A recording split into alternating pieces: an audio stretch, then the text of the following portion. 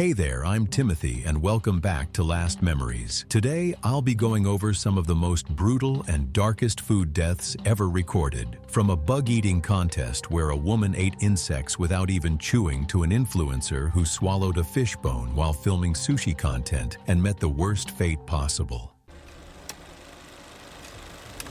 It was July 19, 2015, in a commercial shopping plaza in Changsha, China, where an event that had already gone wrong before anyone in that crowd knew to call it that. Sun Yuting was 27 and worked as an inventory clerk at a regional warehouse distribution center on the eastern side of the city. She tracked stock, filed discrepancy reports, and spent most of her shifts on her feet. She had been setting money aside for several months toward a new smartphone when a local electronics retailer posted a plaza flyer announcing a contest with that exact model as the grand prize. She registered the same day. And I don't blame her. I'd probably do the same thing. That's until I read the contest description. The competition ran contestants through multiple timed rounds, mealworms, then crickets, then cockroaches, with the fastest finisher advancing. There was no medical screening process, no qualified safety oversight, and no medical personnel stationed on or near the platform. The organizers were just retail employees. Yep, there's no way I'm participating in that contest. They lost me at mealworms. The stage was a folding table on a riser, roughly 18 inches above the plaza pavement, surrounded by a crowd of several dozen people filming on their phones, while a staff member with a handheld microphone kept the energy climbing.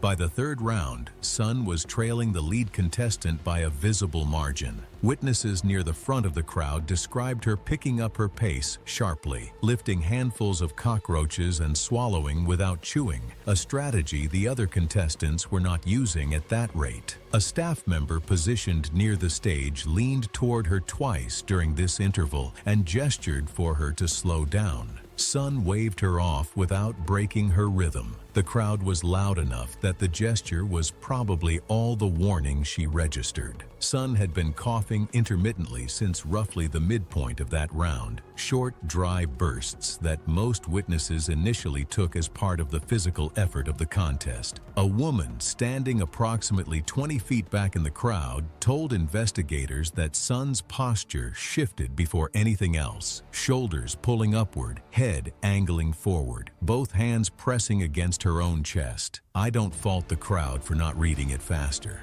From where most of them were standing, those first several seconds looked like exertion, not collapse. Then she gagged, a full body contraction visible from the back of the crowd, stepped sideways off the stage platform, and her right foot caught the edge on the way down. She landed on her left side on the concrete at an angle. The host stopped mid-sentence. The crowd noise dropped person by person in an uneven wave from front to back. Two audience members in the front row laughed before the man standing beside them pointed sharply and said something. The contestants nearest to her on stage did not immediately step down. A woman who later identified herself as a nurse had been standing near the back of the crowd. She pushed forward when Sun did not move and reached her in under 30 seconds. What she found was not ambiguous. Sun was not breathing in any functional way. Her chest rose, but no air exchanged. Blood-tinged saliva was present at the corners of her mouth, and fragments of insect exoskeleton were visible in the material around it. The nurse immediately began standard choking first aid, including back blows and abdominal thrusts. When those measures failed and Sun became unresponsive, the nurse transitioned to CPR and chest compressions, while another bystander attempted to monitor the airway for any visible obstruction.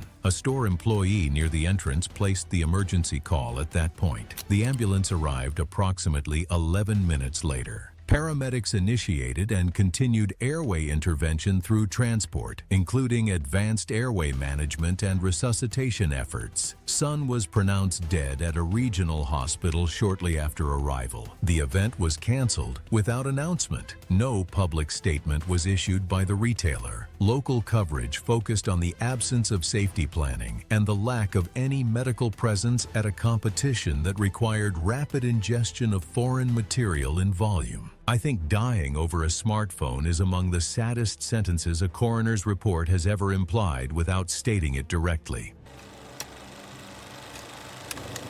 It was May 14th, 2017, in Mesa, Arizona. Temperatures were already climbing early that morning as people headed to gyms, grocery stores, and work before the afternoon heat settled in.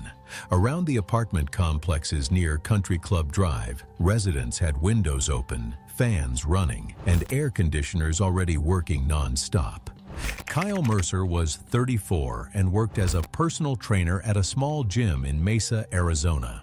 He had a modest online following built around workout clips, protein-heavy meals, and clean eating advice. Co-workers described him as the kind of person who refused to replace anything unless it completely stopped working. And I know a lot of people are exactly like that with kitchen appliances. If it still turns on, then it's good. That mattered because Kyle's blender jar had a visible crack running down one side for weeks. That morning, he loaded the blender with frozen berries, peanut butter, ice, and protein powder before work. His roommate later said the normal grinding sound suddenly shifted into a loud crack from the kitchen.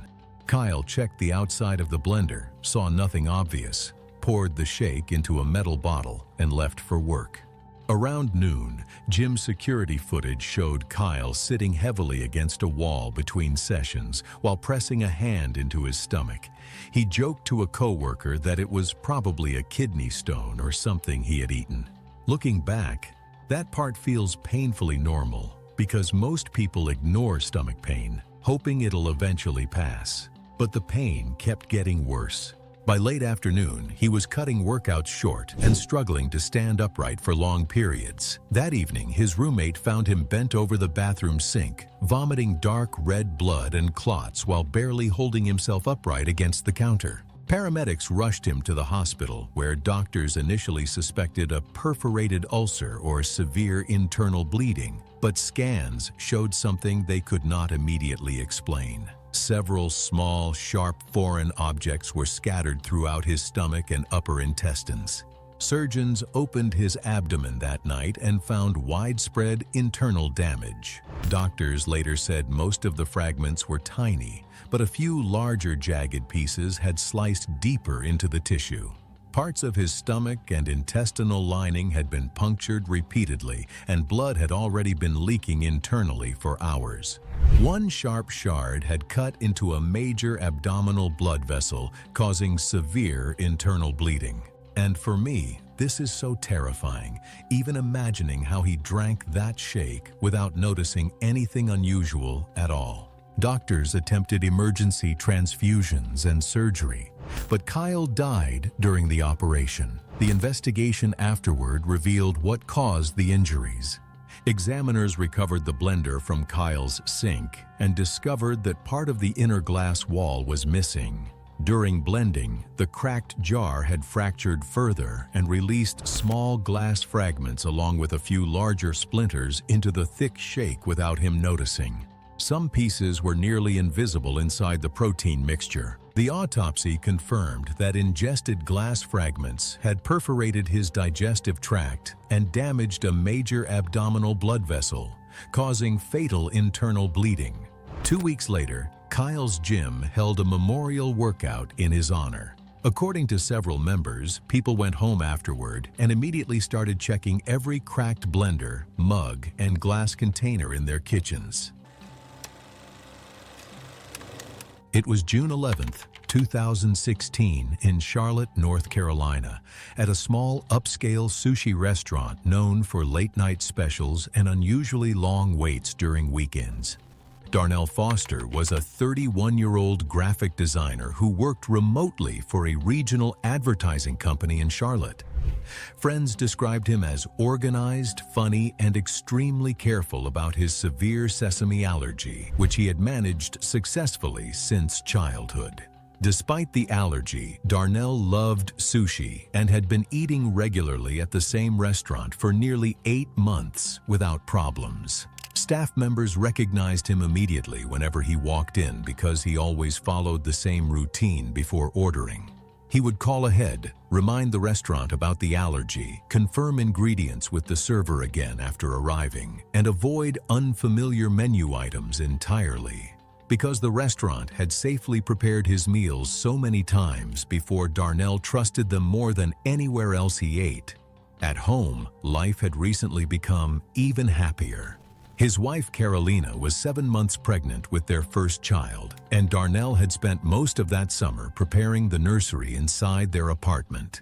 Friends said he talked constantly about becoming a father and had recently started taking extra freelance work to save money before the baby arrived. That Saturday evening, Darnell stopped at the sushi restaurant after work, while Carolina stayed home assembling baby furniture with her sister. Earlier in the week, the restaurant had quietly switched to a temporary spicy mayo supplier after running out of their normal stock before the weekend rush.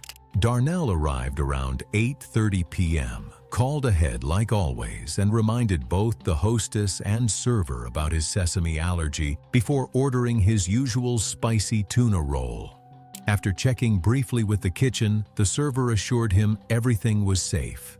Feeling relaxed because he had eaten the same order dozens of times before, Darnell settled into a booth near the sushi counter and began eating while replying to messages from Carolina about baby names and paint colors for the nursery.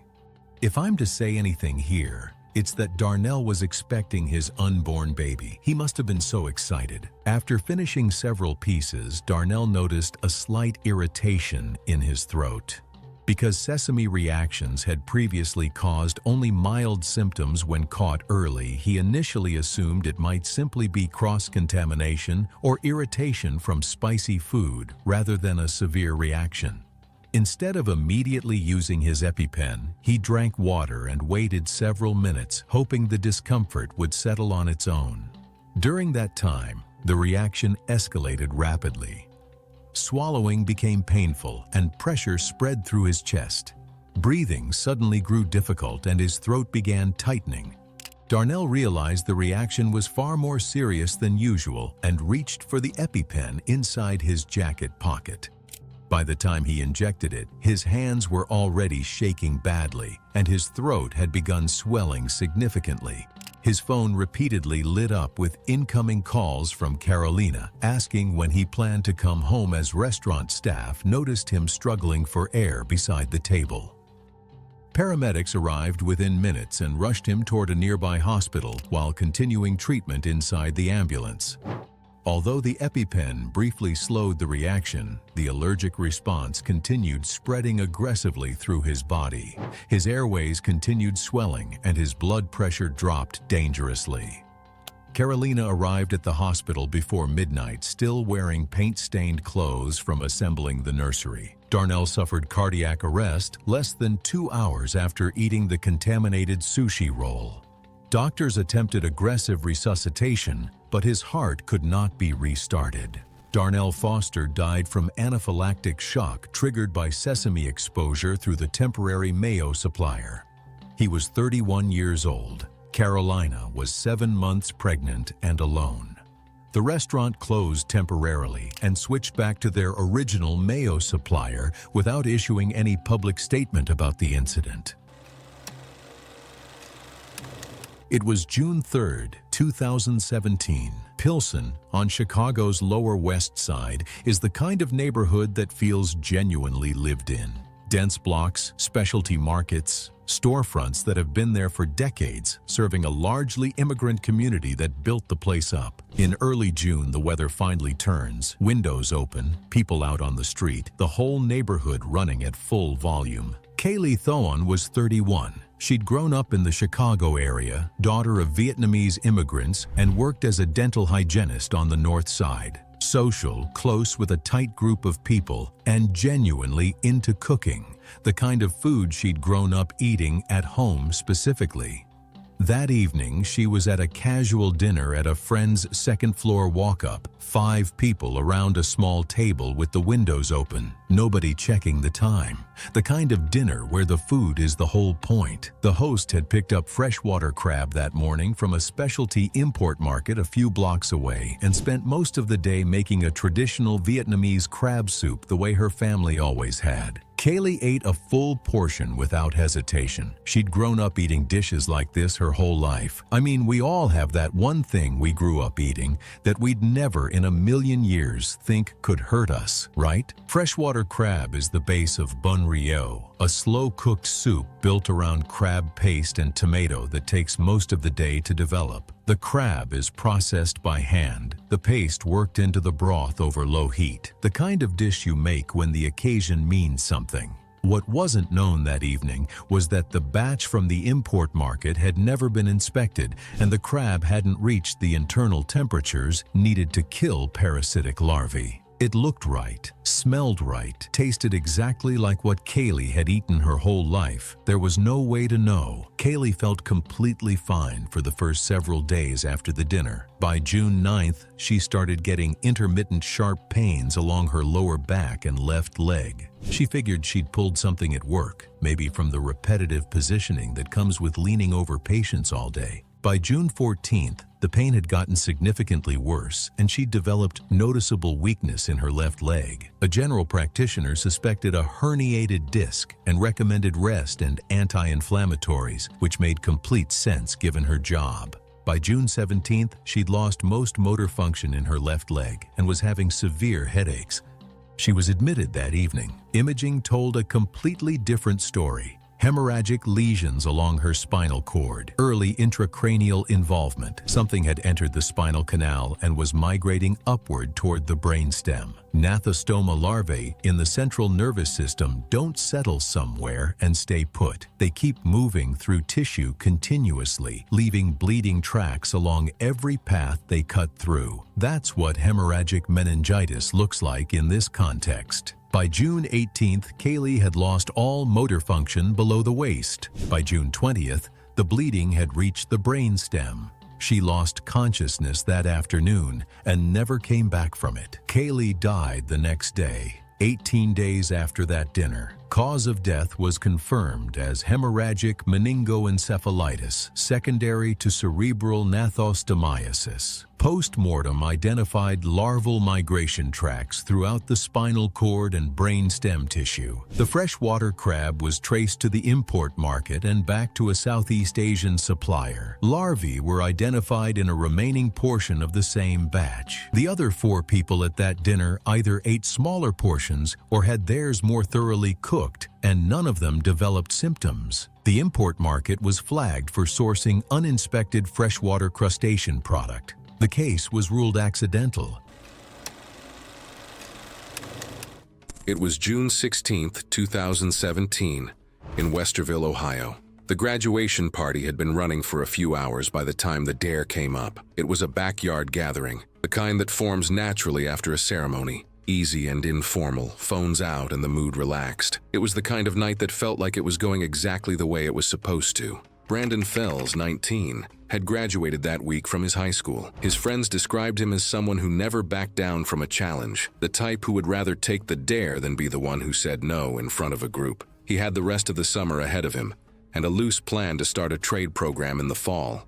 That evening, someone in the group produced a quarter-pound of raw ground beef that had been sitting in the cooler. The dare was simple: eat it on camera for the group chat. Brandon looked at the beef, looked at the camera, and agreed without much deliberation. And I want to be honest, I understand that moment completely. 19 years old, graduation night, your whole group watching. The dare feels smaller than it is because everything else feels big. That is exactly how these things happen.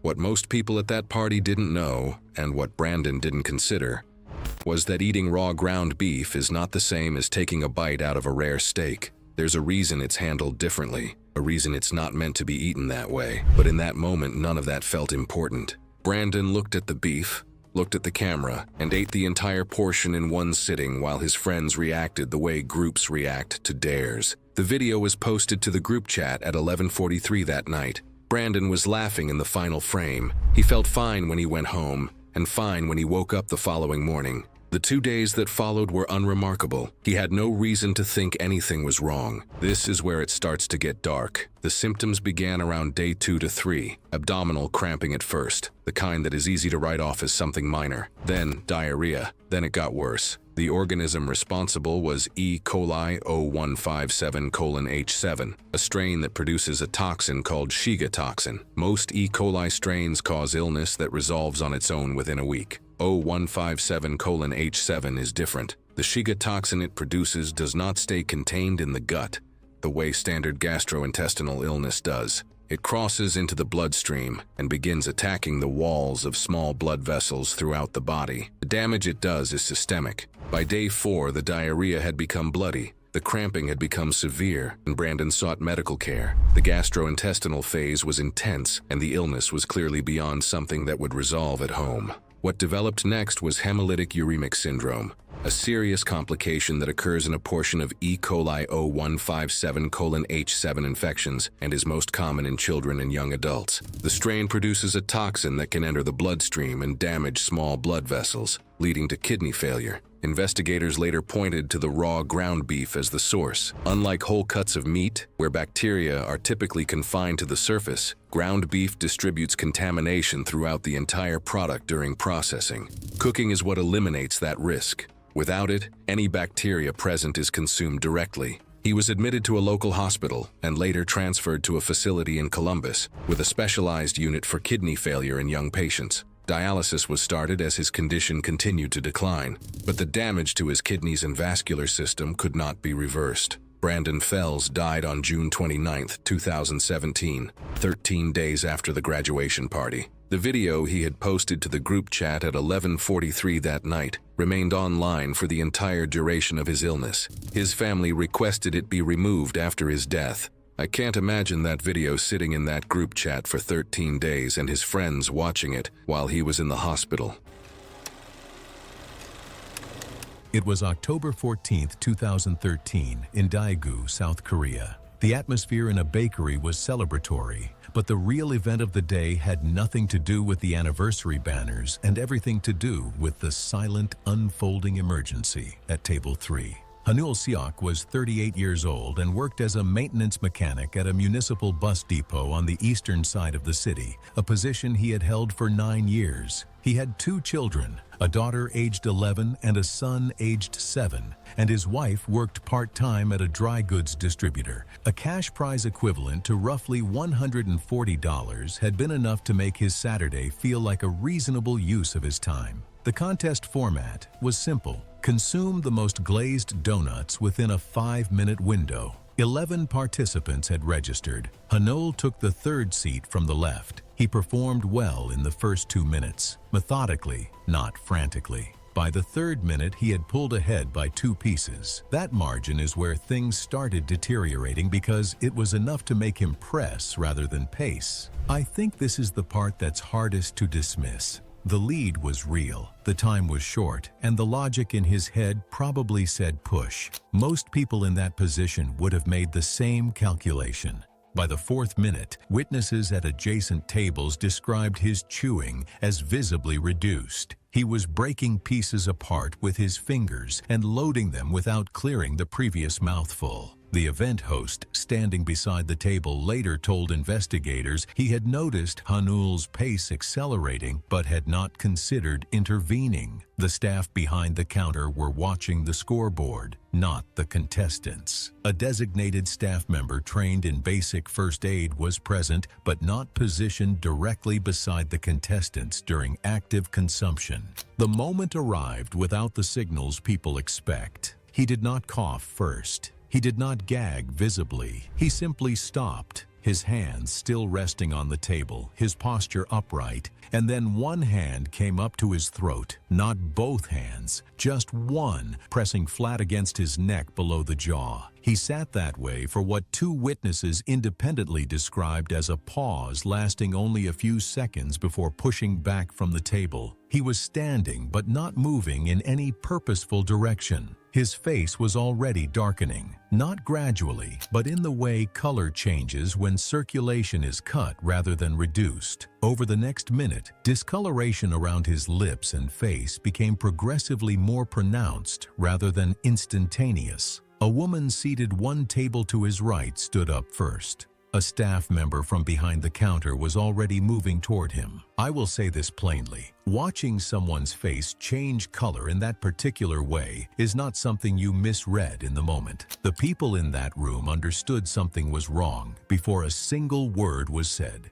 The employee reached him and first administered back blows before attempting abdominal thrusts. She repeated the sequence multiple times. The response became increasingly urgent as he failed to expel the obstruction. Small fragments of dough were visible on the floor near his feet afterward, but his airway did not clear. He had gone from standing to partially supported within roughly 40 seconds of the first visible sign. The coloring around his mouth had shifted toward blue. He could not cough. He could not speak. His legs were no longer holding him fully upright. The store manager placed the emergency call from a desk phone near the rear of the establishment. The call was logged at 11:42 in the morning, as recorded in emergency dispatch logs. Ambulance crews arrived approximately 6 minutes later. By the time paramedics reached him, Hanul had lost consciousness and was on the floor. Resuscitation efforts were performed on scene and continued during transport. He was pronounced dead at a regional hospital at 12:21 that afternoon. The attending physician's findings were a preliminary medical conclusion based on emergency assessment and later review. A dense, compacted mass of partially chewed glazed dough had created a complete mechanical obstruction of the airway. There was no indication of any prior medical condition. Basically, he asphyxiated. The bakery permanently discontinued eating competitions following the incident. Hanul's family filed a civil lawsuit against the establishment within 8 months, alleging failure to provide adequate safety oversight and trained personnel capable of managing a choking emergency during a food-based event. The case was settled out of court approximately 2 years later under undisclosed terms. 2 children lost their father over a $140 prize on a Saturday morning, and I don't know how to make that sentence land any softer than it does. His daughter was 11. His son was 7. The bakery reopened the following Monday. It was March 14, 2016 in Columbus, Ohio.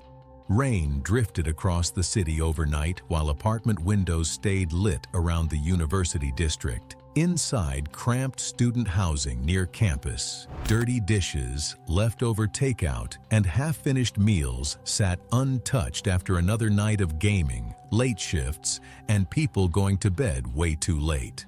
Derek Nolan was 21 and balancing community college classes with overnight grocery shifts stocking shelves in Columbus, Ohio. He took 2 buses to campus, slept whenever he could, and mostly ate whatever stretched his money the furthest. His roommates described him as easygoing and constantly joking around, even when he was exhausted.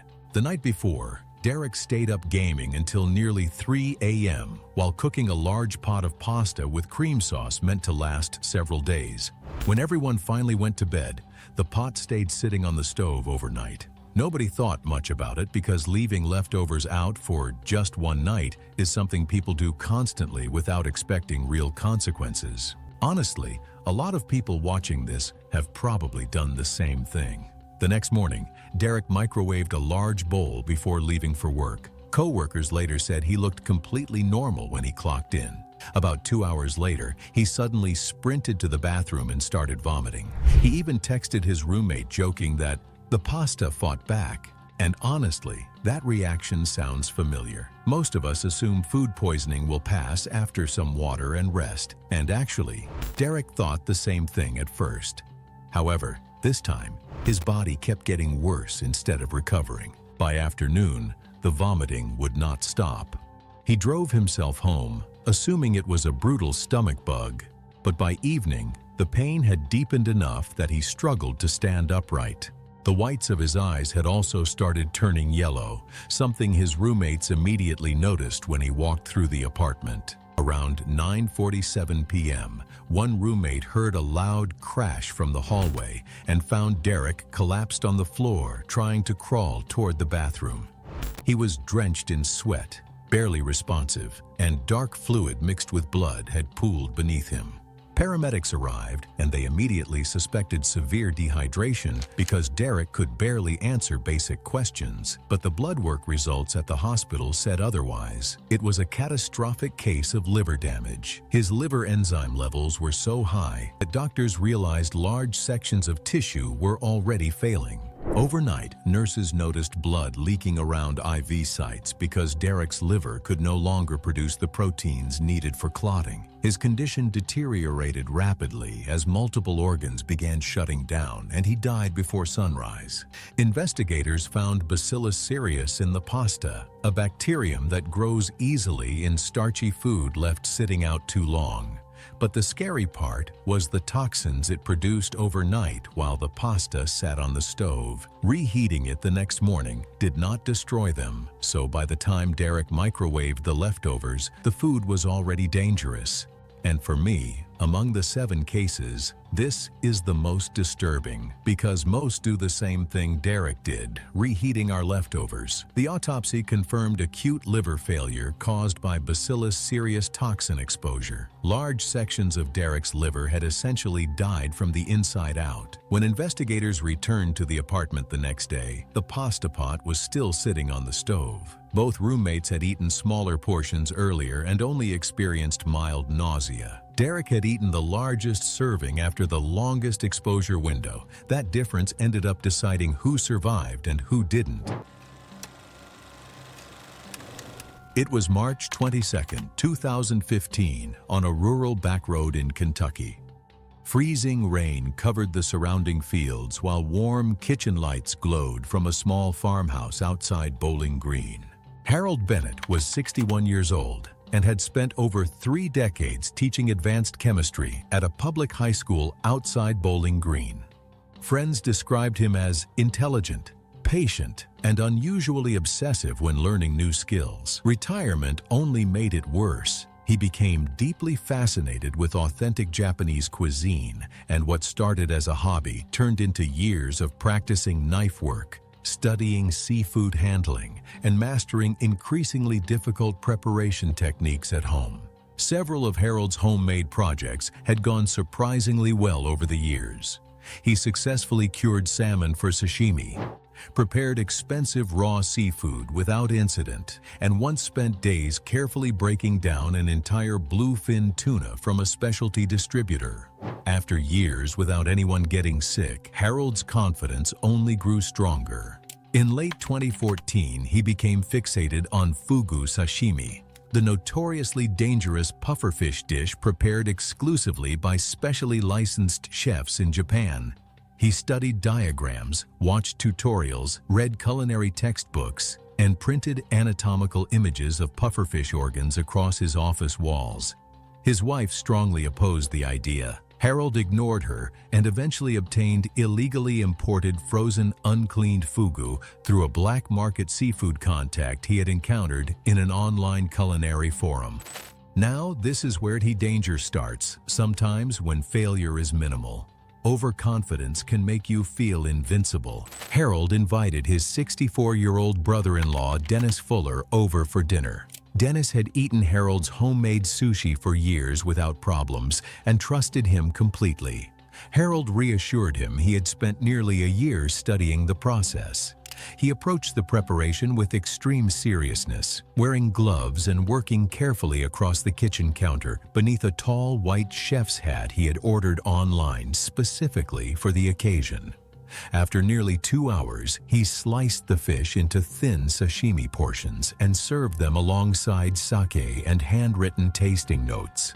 Harold had slightly miscalculated the liver removal, leaving traces of tetrodotoxin in the fish. Both men ate together, but Harold consumed far more because he wanted to fully evaluate the preparation he had spent months trying to perfect. Within 20 minutes, Harold complained that his lips felt numb. His hands lost coordination shortly after. Dennis soon developed numbness in his mouth and fingers, along with dizziness and difficulty speaking clearly. But Harold's symptoms progressed far more rapidly because he had eaten the larger portion. Harold collapsed beside the dining table while struggling to speak as paralysis spread through his body. Dennis, still partially able to move, called emergency services before becoming weak himself.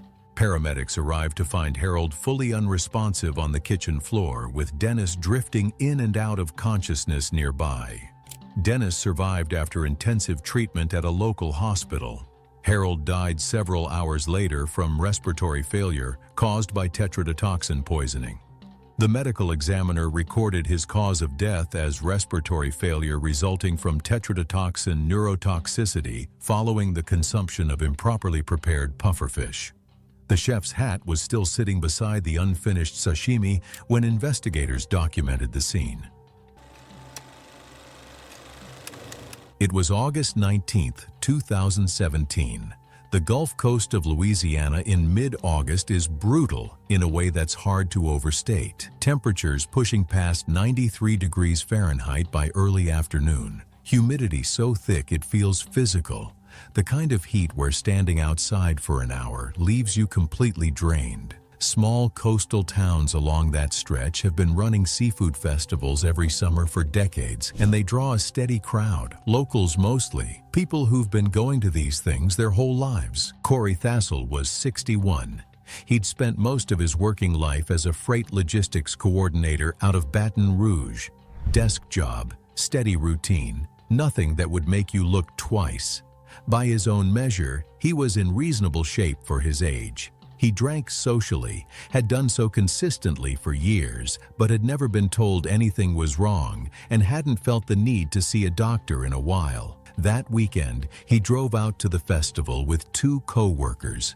Just a casual end-of-summer outing, a few hours outside, some food. He ordered 2 dozen raw oysters from a vendor near the waterfront, ate them over about an hour, had a couple of beers alongside. He'd eaten raw oysters at events like this before and never had a problem. So what exactly was there to worry about? Vendors at events like that, one, operate under state inspection, pull from licensed suppliers, and turn over product fast enough that sitting inventory isn't the concern it might be elsewhere. The waterfront location, the crowd, the casual, late summer atmosphere, it was exactly the kind of setting where oysters make sense. People order them at events like this all the time. It's the kind of setup that, by every reasonable measure, you'd feel fine eating from. By that evening, roughly 6 hours after eating, Corey told one of his co-workers he felt nauseated and feverish. They figured it was the heat. Honestly, a reasonable assumption given the conditions that day, and he drove himself home. By midnight, his fever had climbed to 104 degrees Fahrenheit, and he was vomiting repeatedly. He didn't call for help, assumed it was food poisoning, and expected to feel better by morning. By August 20th, his daughter stopped by to drop something off and found him barely conscious on his bathroom floor. What had been happening inside him overnight is where this case gets genuinely hard to sit with. The bacteria had already crossed from his gut into his bloodstream and was moving through his body in a way it wouldn't in most people.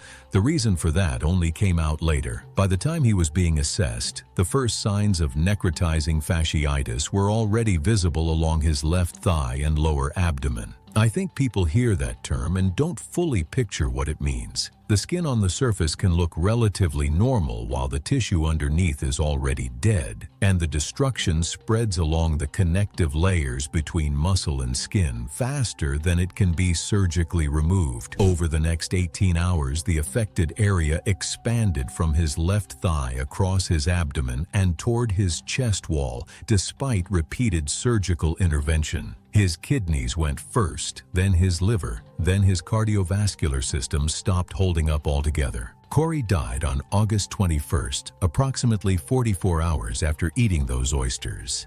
He never regained full consciousness after being found.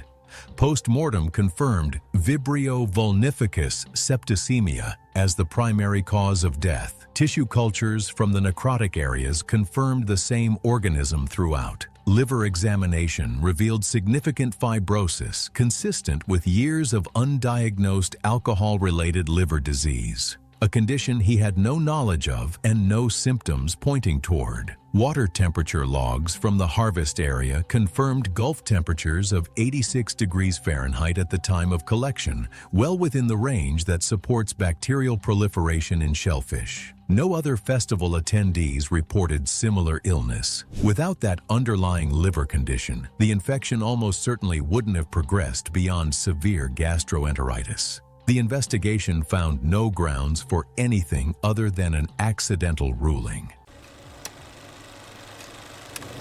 It was October 4th, 2016 in Duluth, Minnesota. The woods behind the neighborhood were past their peak color, the leaves coming down in patches and the ground cover thick and damp from 2 days of rain. It was the kind of autumn morning that made foraging feel productive, the kind of conditions that bring mushrooms up in numbers. Carol Vess, 54, was a dental hygienist who had worked at a practice in Duluth for 16 years. She was methodical by nature, the kind of person who read the instructions fully before starting anything and kept notes on things she wanted to remember. Earlier that year, she had enrolled in an 8-hour community course on wild mushroom identification, completed it in full, and begun foraging on a small scale through the summer. She had successfully harvested chanterelles twice before and had eaten them without any issue. Those 2 successes had given her a working confidence in her ability to distinguish what was safe from what was not. And look, 2 successful harvests is not nothing. That is real experience. The problem with amatoxin poisoning is it only needs one opportunity. She had started foraging partly out of practical interest, and partly because the farmer's market in Duluth, where she usually bought mushrooms, had seen its supply thin out as the season wound down. Wild foraging extended the season. The course had given her a framework, and the chanterelles had given her proof that the framework worked. On the morning of October 4th, she spent approximately 2 hours walking the wooded land behind her neighborhood and returned with just over a pound of mushrooms she believed to be a young, unopened, puffball-like variety she had seen referenced in her course materials. Before she began preparing them, she photographed the mushrooms and posted the image to an online foraging forum she had joined during the summer. She asked if anyone could confirm the identification. She did not wait for a response before going into the kitchen.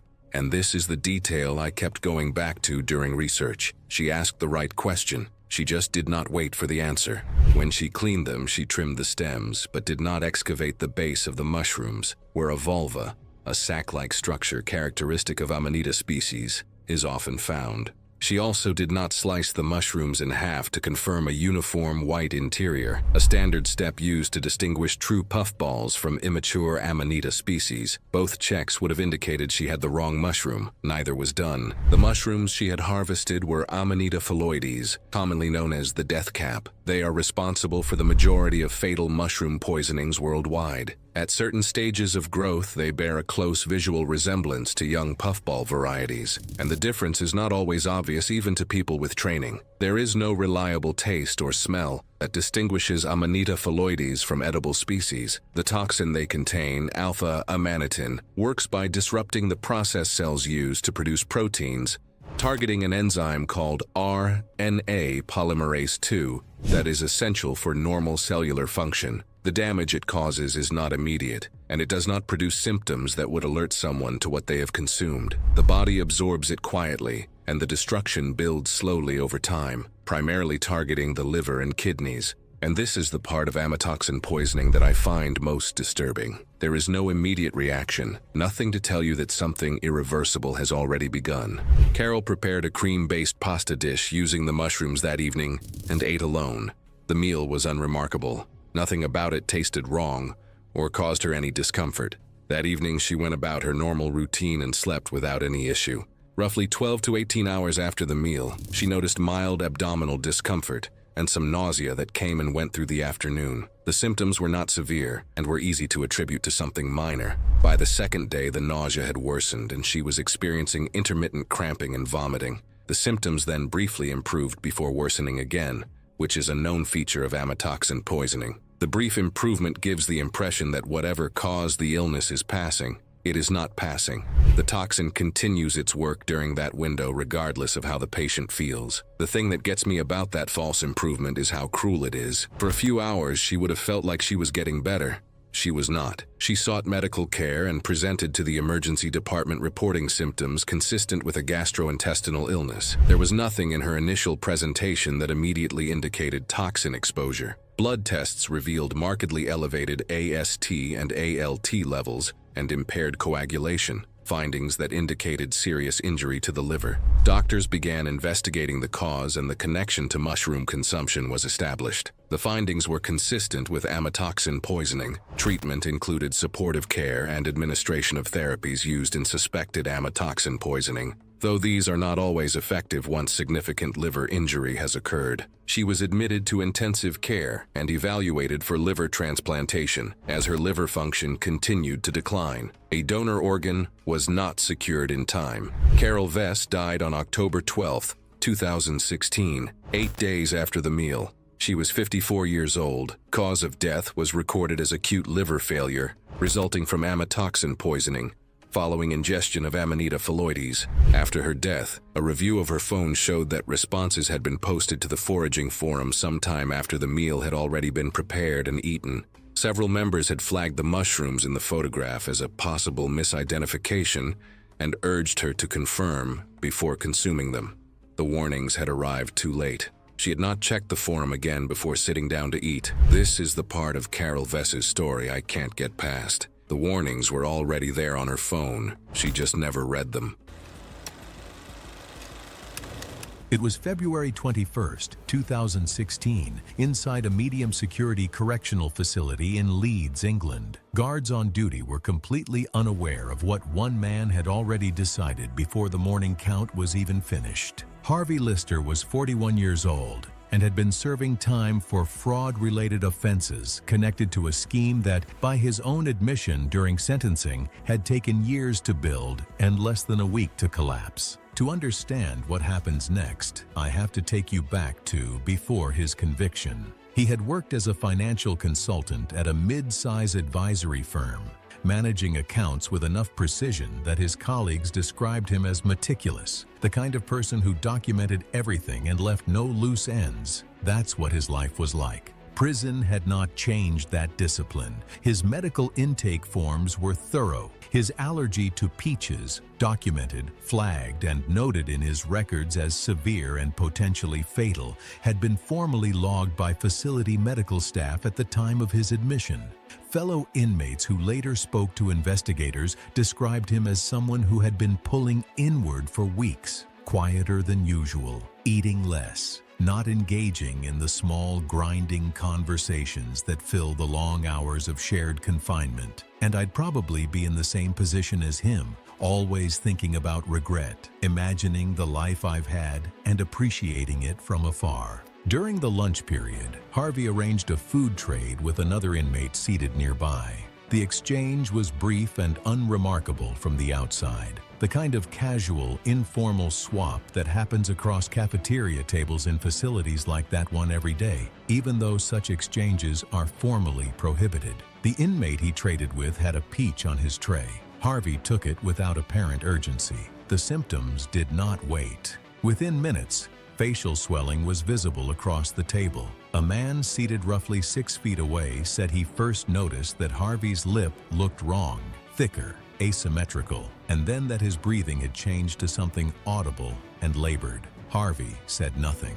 He did not stand. He remained seated while the sounds coming from him became harder to place. A low, pressurized wheeze that a second inmate described as unlike anything he had heard before in the facility or outside of it. He went over against the cafeteria table rather than straight down, his upper body dropping sideways against the edge before he reached the floor. That was when the room shifted. Several men pushed back from their seats simultaneously. One inmate closest to him later said Harvey's hands went to his throat, not grabbing, more like pressing against it, while his legs moved without coordination. His face, the inmate said, had changed color. The sounds had become shorter and further apart. The incident was partially captured on fixed CCTV cameras covering the dining hall, which later became a primary source for reconstructing the timeline. Facility medical staff arrived and initiated emergency treatment on site. An ambulance was contacted immediately, and additional emergency responders reached the facility in approximately 7 minutes. Intervention was attempted continuously from the point of collapse through transport. Unfortunately, he was pronounced dead before further care could be administered. The coroner's findings identified the cause of death as anaphylactic shock, a severe allergic reaction that caused the airway to close and the body's systems to fail in rapid sequence. The internal investigation that followed reached its conclusion quickly. The farewell note removed most uncertainty about what had occurred and why. There was no public inquiry, but the case was still subject to independent oversight review in accordance with custodial death protocols in England and Wales. I find it genuinely hard to know where accountability sits in a case like this, and not because the facts are unclear, but because the institution, the individual, and the failure of intervention all occupied the same room at the same time. It was July 13, 2018, in Tacoma, Washington. Warm air hung over the city after a dry afternoon, and most apartment windows stayed shut to block outside noise. Inside one second-floor unit, steam from boiling noodles mixed with heavy heat from a crowded kitchen, while music played softly through phone speakers. The apartment belonged to Elena Ruiz, 29, a hairstylist who spent most weekdays working long salon shifts before going home to stream food dares and reaction videos with friends at night. The streams were small, but people kept watching because Elena is like someone you'd actually want to hang out with. She joked easily, laughed at herself constantly, and never seemed uncomfortable on camera, no matter how ridiculous the challenge got. She had had asthma since childhood, but it had always been mild enough that she barely treated it like a real problem. Most days, her inhaler stayed forgotten in her car. The challenge that night sounded simple enough. Finish a bowl of noodles coated in an extremely spicy homemade sauce built around concentrated capsaicin powder they ordered online. They mixed everything without measurement, like most of us probably would. But what the group underestimates is that capsaicin does not just make food taste painfully spicy. Once strong pepper powder hits the steam and heat, it can spread through the air fast. In a cramped kitchen with poor ventilation, everyone inside was breathing it, whether they realized it or not. The stream started around 9 p.m. Early footage showed everyone laughing, coughing, and reaching for milk between bites. Elena started coughing harder than the others within the first few minutes, but nobody thought much of it because everyone looked miserable anyway. That probably delayed the reaction more than anything. As the noodles kept steaming, the capsaicin kept building inside the room. Around 10 minutes in, everyone's eyes were watering. Elena had already stopped eating, but her coughing never fully settled down. A wheeze started underneath it, quiet at first, then sharper every few breaths. By around 15 minutes, her breathing had become tight enough that even people in the live stream comments were asking if she was okay. But Elena was already struggling badly by then, gripping the table with both hands while her shoulders pulled inward with every short, rapid breath. Then, suddenly, the coughing stopped completely, and that's the scariest moment in the entire case. Investigators later said the silence likely meant her airway had nearly closed off. Elena stood up fast, knocked her chair backward, then collapsed onto the kitchen floor. People nearby heard a high-pitched squeal coming from her throat as she tried pulling in air. Emergency services were called immediately, but by the time paramedics arrived, Elena's lips and fingernails had already turned grayish-blue from oxygen loss. Emergency crews gave oxygen and injected bronchodilators on the floor of the apartment. She went into cardiac arrest before reaching the hospital and was pronounced dead. The medical examiner ruled the death was acute respiratory failure caused by a severe asthma attack triggered by capsaicin inhalation. Her lungs showed heavy mucus buildup and widespread airway inflammation. The live stream remained online for weeks before finally being removed. Elena's younger brother later spoke publicly about the case and warned people not to treat aerosolized spice like a harmless internet challenge, especially around anyone with breathing problems. It was August 8, 2018. at a crowded conveyor belt sushi restaurant in downtown Osaka, Japan during the dinner rush. Min-ji Park was a 33-year-old food content creator from Seoul, South Korea. She had slowly built a small but loyal online audience obsessed with her sushi videos. Her account had grown to nearly 4,000 followers after she began filming aesthetically perfect clips inside Japanese conveyor belt restaurants. Friends described her as energetic, ambitious, and constantly searching for the next video capable of pushing her account viral. One stunt that boosted her popularity involved a 100 plates in one night conveyor belt challenge she filmed in Tokyo the previous year. The video gained thousands of views within days and brought her more than 3,000 new followers almost overnight. After that success, Min-ji became increasingly focused on filming faster-paced food content that looked exciting online. You know one thing I hate about social media? You are always stuck in a circle of always wanting to do the next big thing, which can be one's undoing. During a business trip through Osaka in summer 2018, Min-ji stopped at a famous conveyor belt sushi restaurant between meetings, hoping to quickly film content before heading across the city for a scheduled brand collaboration. Running behind schedule and distracted by filming clips for her account, she continued stacking empty sushi plates beside her phone while checking messages from coworkers between bites. At one point, she grabbed a plate carrying grilled fish sushi and swallowed most of it quickly without chewing properly, trying to finish recording before leaving the restaurant.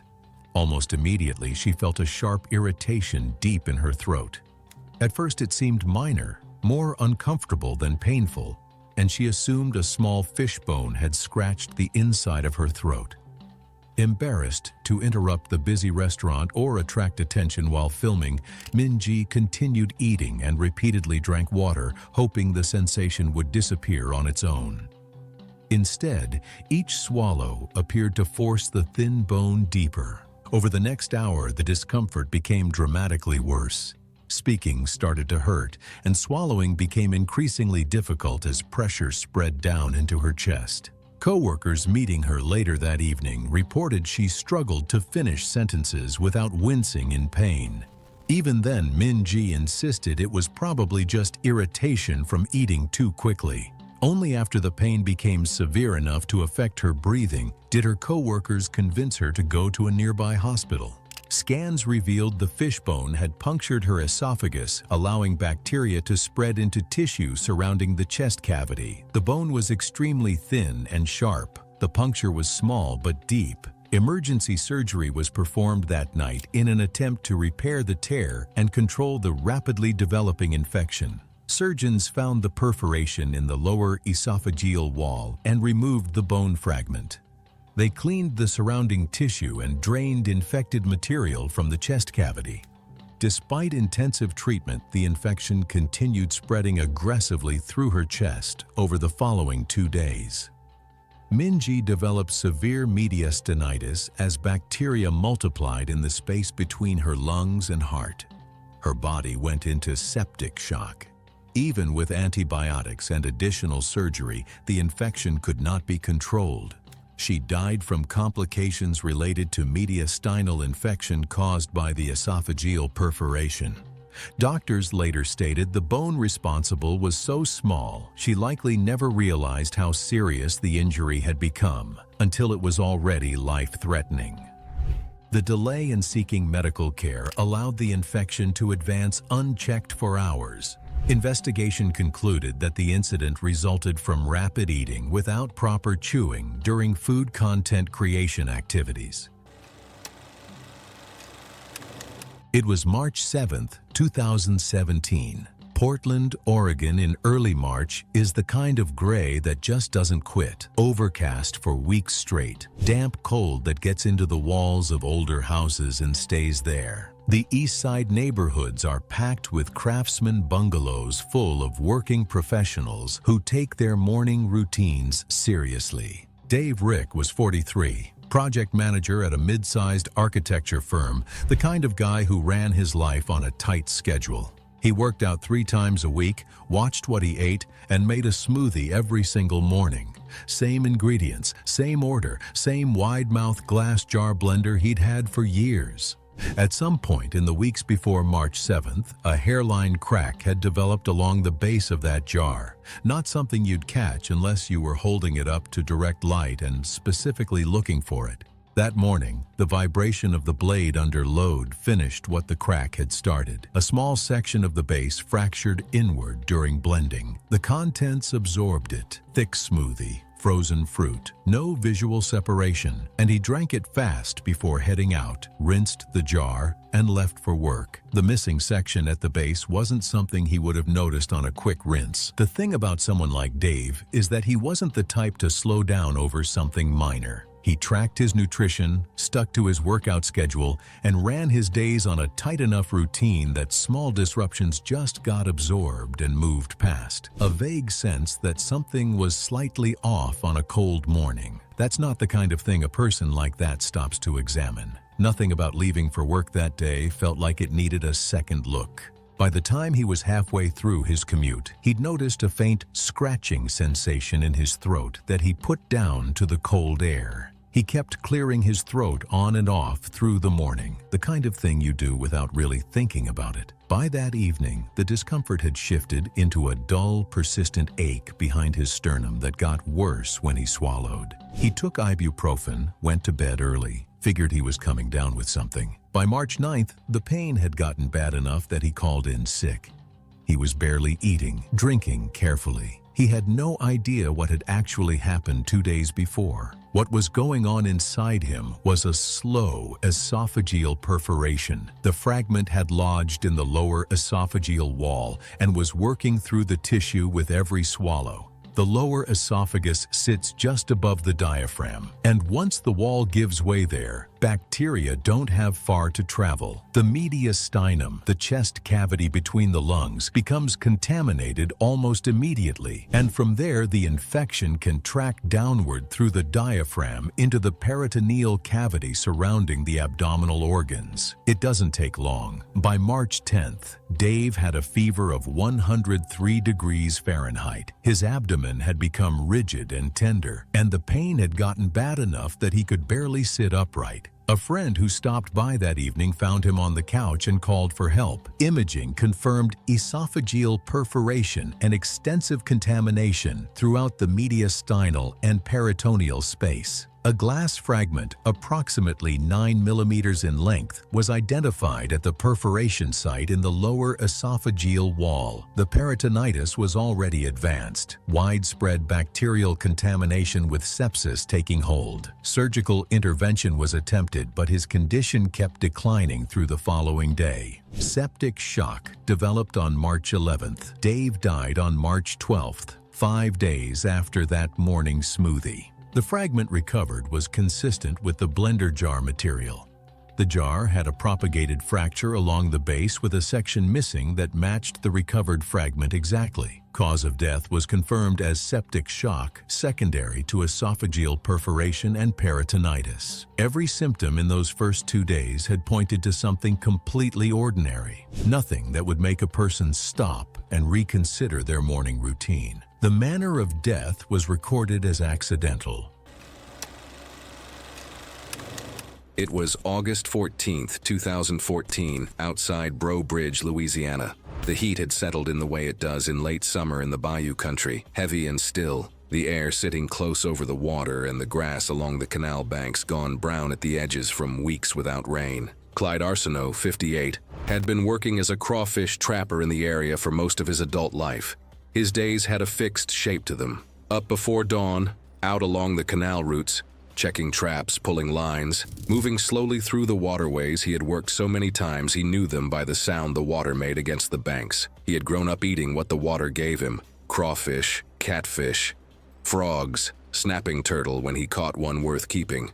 His mother had made turtle stew, and her mother before her, and the recipe had not changed much across those generations. Catch it, butcher it, cook it long and slow with whatever vegetables were on hand. It was not a special occasion meal, it was just food from the water. And look, I want to be clear about something before we go any further. Clyde was not doing anything wrong. This was not ignorance. This was a tradition passed down through generations in that part of Louisiana. The danger was not in what he did, it was in where the water had been. That morning, he was working a stretch of drainage canal he did not usually cover.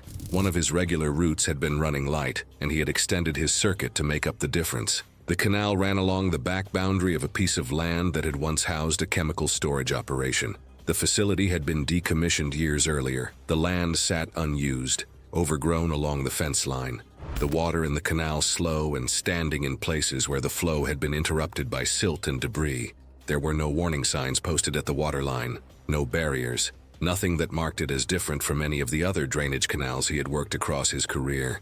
To Clyde, it looked like water. He pulled a large snapping turtle from near the bank and put it in the boat. This is the part that gets me every time I read this case. There were no signs, no barriers, no information posted at that water line that could have told him anything was different about that canal. That turtle had been living in that water for years, long enough for anything in that canal to settle into it without ever being visible from the surface.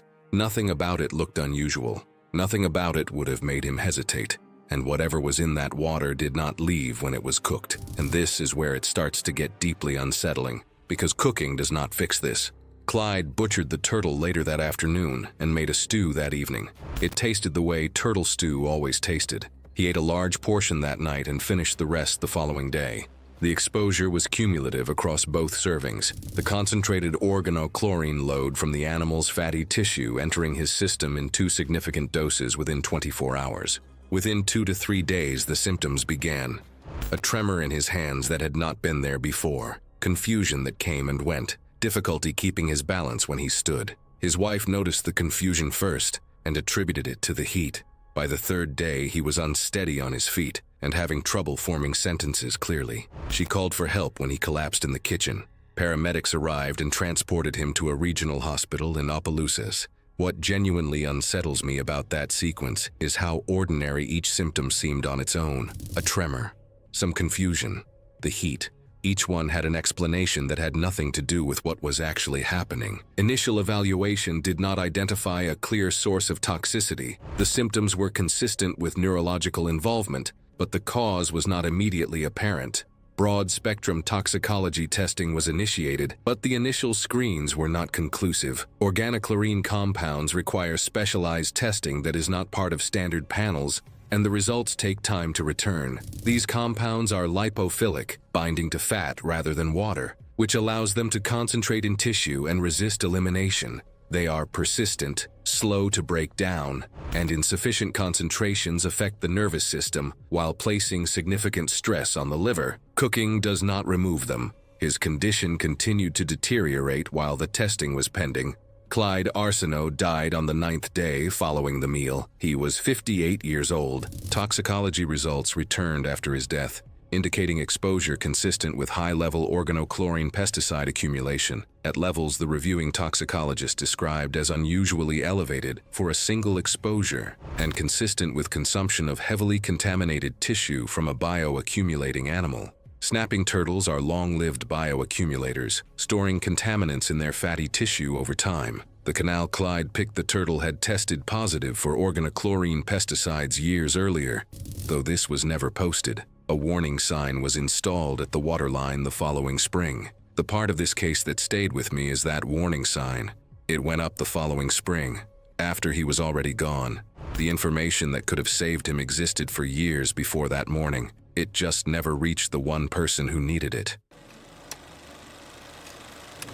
It was March 30, 2018, in a mid-floor apartment in the eastern residential quarter of Murcia, Spain, 2 days before Good Friday, when something that had been sitting unremarked on the kitchen counter for 3 days became the only object in the room that mattered. Izan Varela was 18 and in his final year of secondary school. He played center midfielder for a neighborhood football club and had been selected for a regional youth tournament scheduled for the following month. He had no documented health conditions, lived with his mother in a 2-bedroom apartment, and kept a regular afternoon routine: school until 3, training twice a week, homework before dinner. A decorated Easter egg package had arrived at the apartment 3 days before the holiday, addressed to the household by name. Several similar packages had come in that same stretch of days from family and neighbors, and no one distinguished it from any of them. The one in question was wrapped conventionally. Foil-covered eggs nested in bright paper and placed with the others on the kitchen counter without examination. There was no reason to examine it, and I totally see that, especially if it looked exactly like everything else sitting next to it. Izan came home from school that afternoon and took one egg from the package while his mother was at the stove preparing dinner. She did not stop him. She had no reason to. I think about how many times that exact scene plays out in households during Easter week and how completely unremarkable it looks from any angle. He ate it standing at the counter, left the wrapper beside the package, and went to the living room. Approximately 50 minutes later, Izan told his mother his stomach hurt. She told him to lie down. Within 10 minutes, he was vomiting in the bathroom. Before and during this period, he had also begun showing heavy sweating, visible restlessness, and intermittent muscle twitching around his hands and face, which his mother later described as like he could not keep still in his own skin. That's word for word from what I've read. His speech had become slightly slurred, and he appeared increasingly disoriented. Immediately, she moved toward food poisoning as the explanation, the most immediate one available to her. Nothing about his presentation at that point would have suggested otherwise to any reasonable person. He had eaten something. The reasoning was not negligent. It was the ordinary kind of wrong. A neighbor from across the hall had come over by then. She was standing in the kitchen doorway when Izan came out of the hallway at a slow, uneven pace, his left shoulder dropping toward the wall. His mother reached him first. He did not make it to the couch. His gait had become unstable in a way that suggested neurological involvement, with brief jerking movements in his arms as he tried to steady himself. His legs folded under him, and he went down onto the kitchen tile. The neighbor immediately called for help. The convulsions continued within seconds of him hitting the floor. The neighbor said she moved toward him instinctively and stopped because she did not know what touching him would do. His mother was already on her knees beside him. Foam had appeared at the corners of his mouth. I don't think there is a way to be prepared for what that looks like. The convulsions continued for an estimated 2 to 3 minutes, though both women told investigators it felt considerably longer. By the time they slowed, Izan was no longer responding to his mother's voice. His breathing had become audible from across the room, irregular and labored, with long pauses between each inhalation. Paramedics arrived approximately 8 minutes after the call, initiated airway management on the kitchen floor, and continued resuscitation efforts during transport to a regional medical facility. But it was all for nothing. Death was confirmed at the regional medical facility later that evening. Toxicology identified a concentrated organophosphate compound consistent with pesticide-grade substances introduced into the confectionery before consumption. Organ failure progressed rapidly following ingestion. The package was collected and processed as evidence. The investigation eventually connected its delivery to an individual with ties to the mother's former partner. The former partner was charged but later acquitted due to insufficient physical evidence linking him directly to the preparation or delivery of the package. I find it genuinely difficult to sit with that outcome. It was October 14, 2015, outside Amarillo, Texas. Temperatures had dropped overnight, and truck traffic moved steadily through the highway stop as drivers came in for coffee, fuel, and quick food before getting back on the road. Inside the store, Roller Grill hot dogs had been sitting under warming lamps through most of the night. Justine Bell was 46 and worked overnight dispatch for a small freight company in Amarillo, spending most nights alone in front of radio chatter and delivery schedules while tracking drivers across West Texas. After his divorce in 2013, he started taking every overnight shift he could because the extra money helped cover bills. The overnight shift meant sitting alone in a dim office from 10 p.m. to 6 a.m., mostly surviving on caffeine and gas station food. And a lot of people working nights probably know that routine pretty well. Around 1:30 almost every morning, Justine stopped at the same exit and grabbed 2 Roller Grill hot dogs covered in chili and cheese. He's a regular that the staff could recognize his truck before he even walked inside.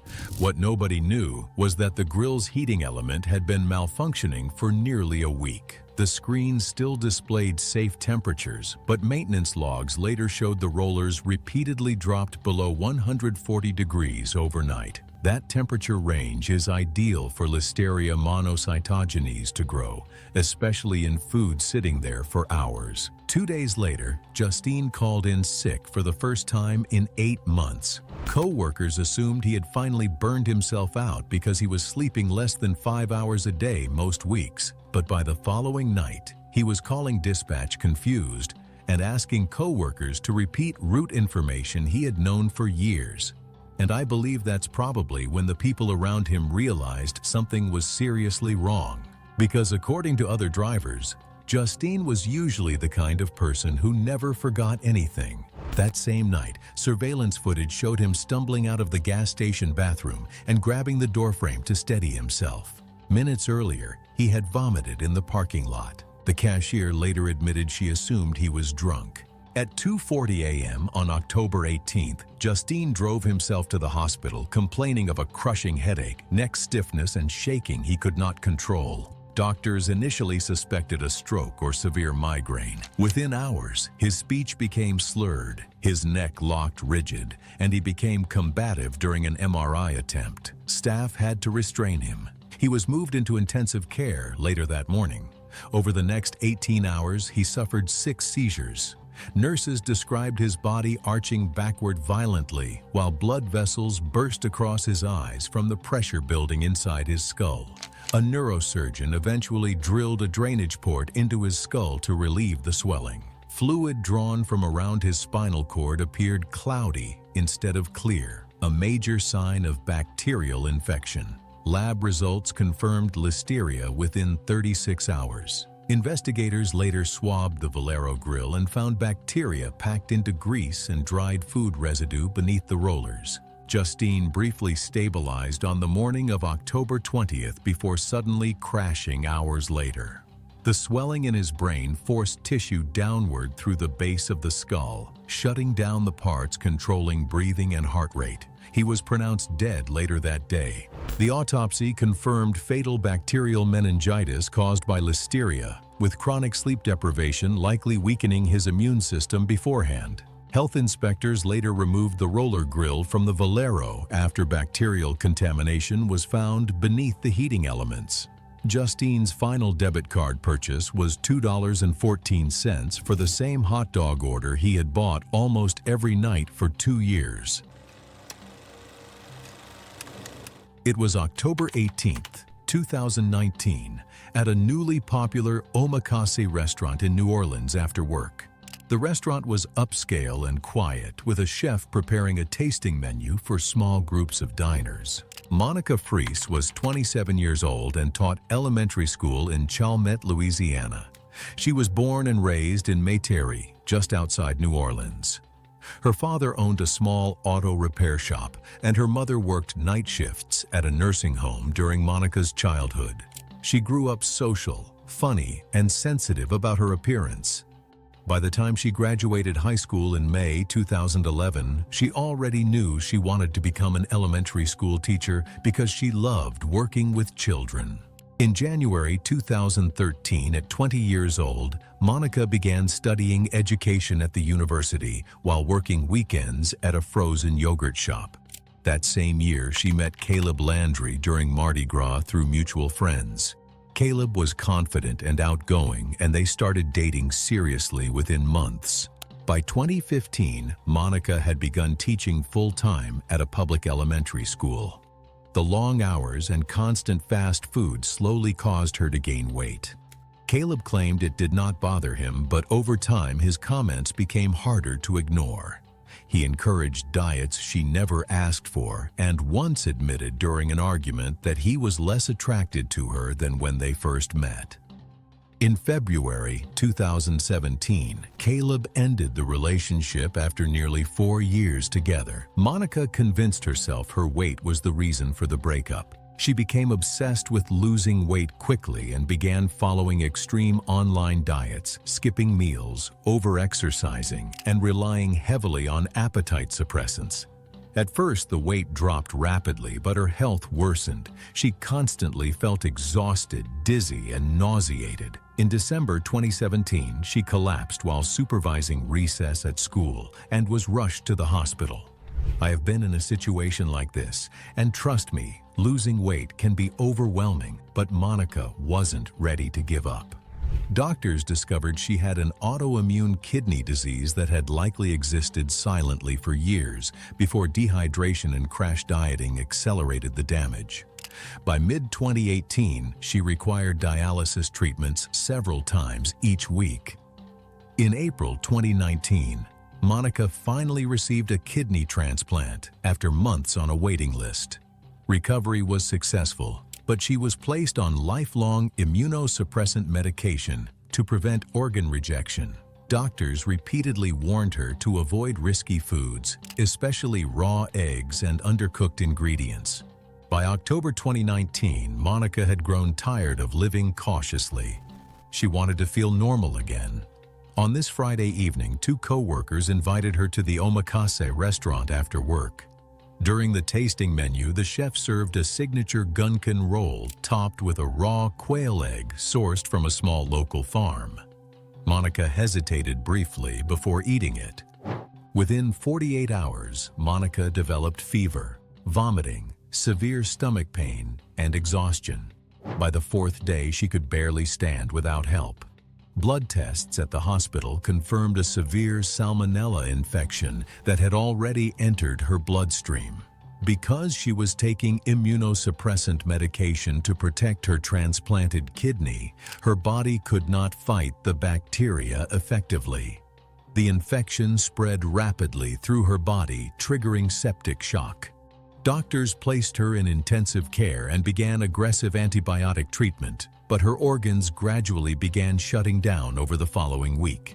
Monica Fries died on October 30th, 2019, 12 days after the dinner at the Omakase restaurant. She died from complications of septic shock and multi-organ failure caused by salmonella infection in an immunocompromised patient.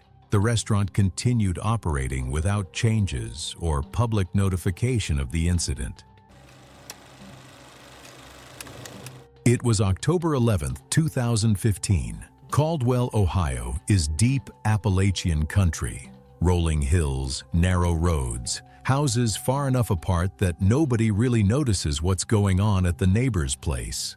Mid-October out there means frost in the hollows, gray skies that don't lift, and older homes that run damp in their lower levels because the foundations were never properly sealed, just part of living there. Rafe Munden was 53. He'd lived alone in the same house outside Caldwell for over 2 decades, inherited it from his parents, and had no real plans to go anywhere else. He worked part-time as an equipment mechanic for a local farming operation. Practical, self-sufficient, the kind of man who fixed things himself and spent as little as necessary. He kept a large stock of dry goods in his basement: cornmeal, flour, dried beans, oats, bulk purchases he rotated through slowly, the way a lot of people in that part of Ohio do. The basement had a moisture problem he'd been meaning to deal with for years, and neighbors had mentioned seeing rats around the property the previous spring. He'd set a few traps and figured that was the end of it. He lived alone, saw his co-workers a few days a week, and had no immediate family nearby. A damp basement full of bulk dry goods isn't unusual in that part of Ohio. It's practical. It's how a lot of households in rural areas manage food storage, and it works fine the vast majority of the time. The moisture problem had been there for years without consequence. The rat traps had seemed like enough. There was no reason from where Rafe was standing to treat any of it as urgent. Rafe used cornmeal from a basement bag sometime during the week of October 11th. The exact date isn't certain.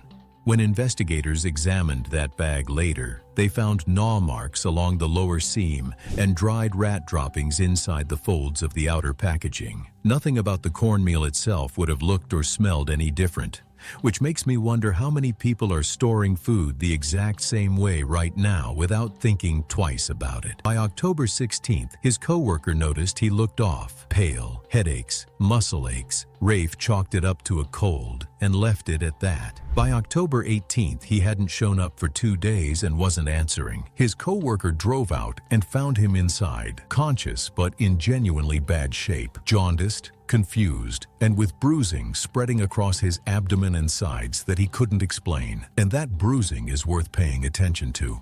It wasn't from any impact. Leptospira, in its severe form, breaks down blood vessel walls throughout the body, causing them to leak into surrounding tissue, into the abdominal cavity, into the lungs. He'd been hemorrhaging internally across multiple sites for days and had no idea. I think most people picture internal bleeding as something you'd feel immediately. This case is a pretty good argument against that. His liver was in acute failure, kidney function had already dropped critically, and internal bleeding was confirmed in multiple locations. His kidneys shut down completely on October 19th. The following day, pulmonary hemorrhage developed, bleeding directly into the lung tissue, and his breathing deteriorated fast. He died on October 20th, 9 days after the estimated exposure. Post-mortem confirmed Leptospira interrogans, consistent with Weil's disease. The cornmeal bag tested positive for Leptospira contamination. Rat activity in that basement was far more extensive than a few traps would have touched. Compromised packaging on multiple food items, dried urine soaked into the shelving, long-term infestation throughout. The manner of death was recorded as accidental. It was August 9th, 2017, in rural Nevada. The roadside diner on Route 93 was quiet at that hour, the way it always was before the trucks started pulling in from the highway. The desert outside was still dark, and the kitchen lights were the only thing burning on that stretch of road. In a few hours, the place would be full of truckers and travelers passing through. Linda Marsh, 63, had worked as the cook at the diner for 9 years. Before that, she had worked in a school cafeteria for 11 years, and before that, she had cooked at a roadside restaurant 2 towns over that closed when the owner retired. Cooking in commercial kitchens was all she had done for most of her adult life, and she was good at it. She arrived at 5:30 every morning to begin prep before the 6 o'clock opening. She worked the breakfast shift alone, and had done so long enough that the routine ran entirely on muscle memory. Same sequence every morning. See, I have researched a lot of food-related deaths, and this one sits differently from most of them, because this was not something she ate by choice. This was her job. The diner used a commercial powdered egg mix stored in a large white container behind the prep counter, delivered every 2 weeks. 2 days before the incident, that delivery arrived alongside a bulk order of industrial degreaser, packaged in nearly identical containers.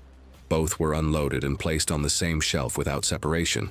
One held the egg mix, the other held sodium metasilicate, an alkaline degreaser used to clean kitchen surfaces. Both containers were white, similar in size and shape, with printed labels that were not checked after shelving. This is the part that is genuinely unsettling to me. Both containers were white, same shelf, same size.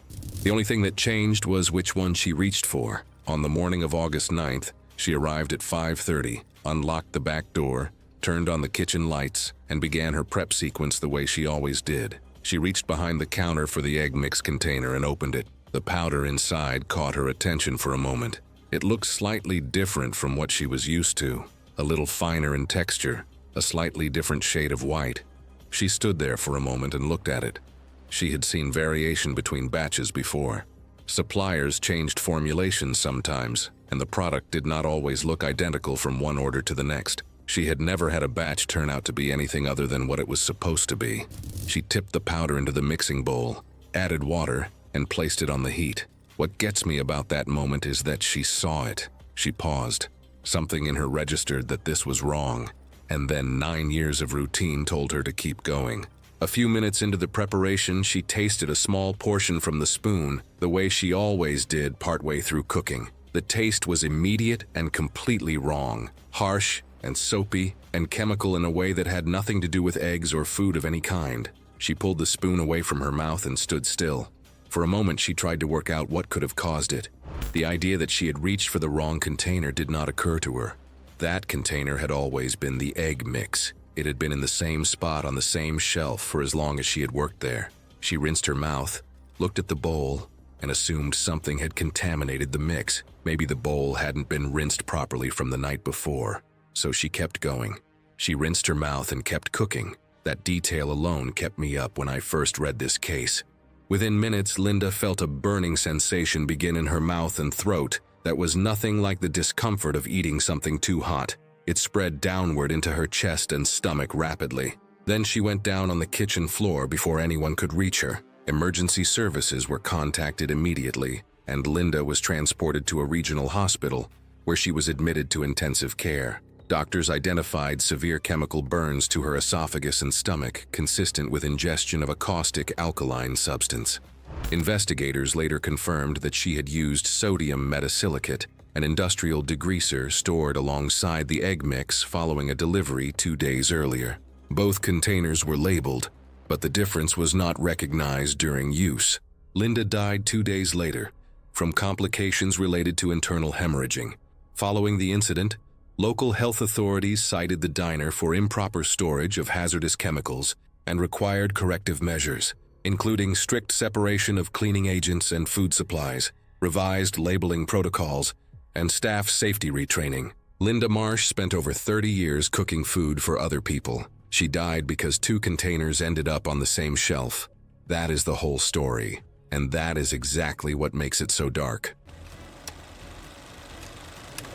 It was November 12, 2014, in a coastal village in eastern Samar, Philippines. The fishing that morning had produced something unusual, and by early afternoon, the smell of a communal meal had moved through the neighborhood, bringing death with it. Ramil Dacuno was 51 years old and had spent the better part of 3 decades working the local coastline. Junel Pablico, 34, had worked alongside Ramil for several years, and his wife Merla, 29, helped manage their household and coordinated with neighbors when the catch was large enough to share. Now you have to understand that they were not careless people. They were people who had learned to read their environment through repetition and collective memory, and that memory told them that sea turtle meat had been consumed in this area before, without incident. The turtle had been caught offshore and brought in that morning. It was large enough that keeping it within one household made less sense than sharing it. More than 40 people eventually ate from the pot. There were concerns raised before the meal, and those concerns were set aside because the precedent said otherwise. I think the hardest part of this story is that the decision to share made complete sense within the framework of what these people knew and had lived. Generosity and precedent together form a convincing argument, and neither one looks like negligence from the inside.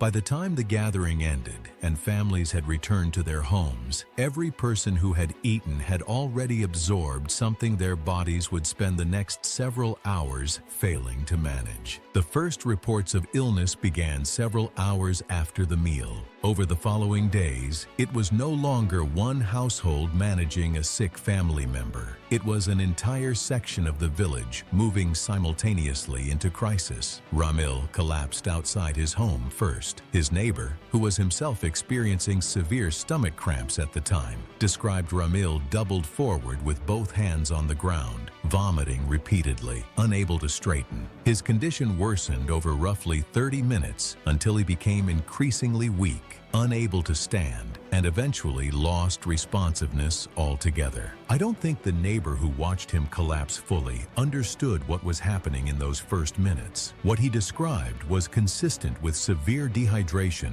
and systemic deterioration progressing faster than anyone present had a framework to explain. Junel's condition followed a different trajectory. The vomiting that began with recognizable symptoms worsened, severe, sustained gastrointestinal distress. His wife had already developed her own symptoms before family members could assess how serious his had become. He lost consciousness before any transport could be arranged. Merla became unresponsive while relatives were physically attempting to carry her toward a vehicle. She was set down on the ground when she could no longer be supported upright. Relatives present described not knowing which direction to move because simultaneous emergencies were active in multiple homes at the same moment, voices calling from different structures along the same path. Family members and village officials placed calls for medical assistance when the simultaneous collapses made it clear this was beyond what the community could manage. Help arrived approximately 45 minutes after the first calls. By then,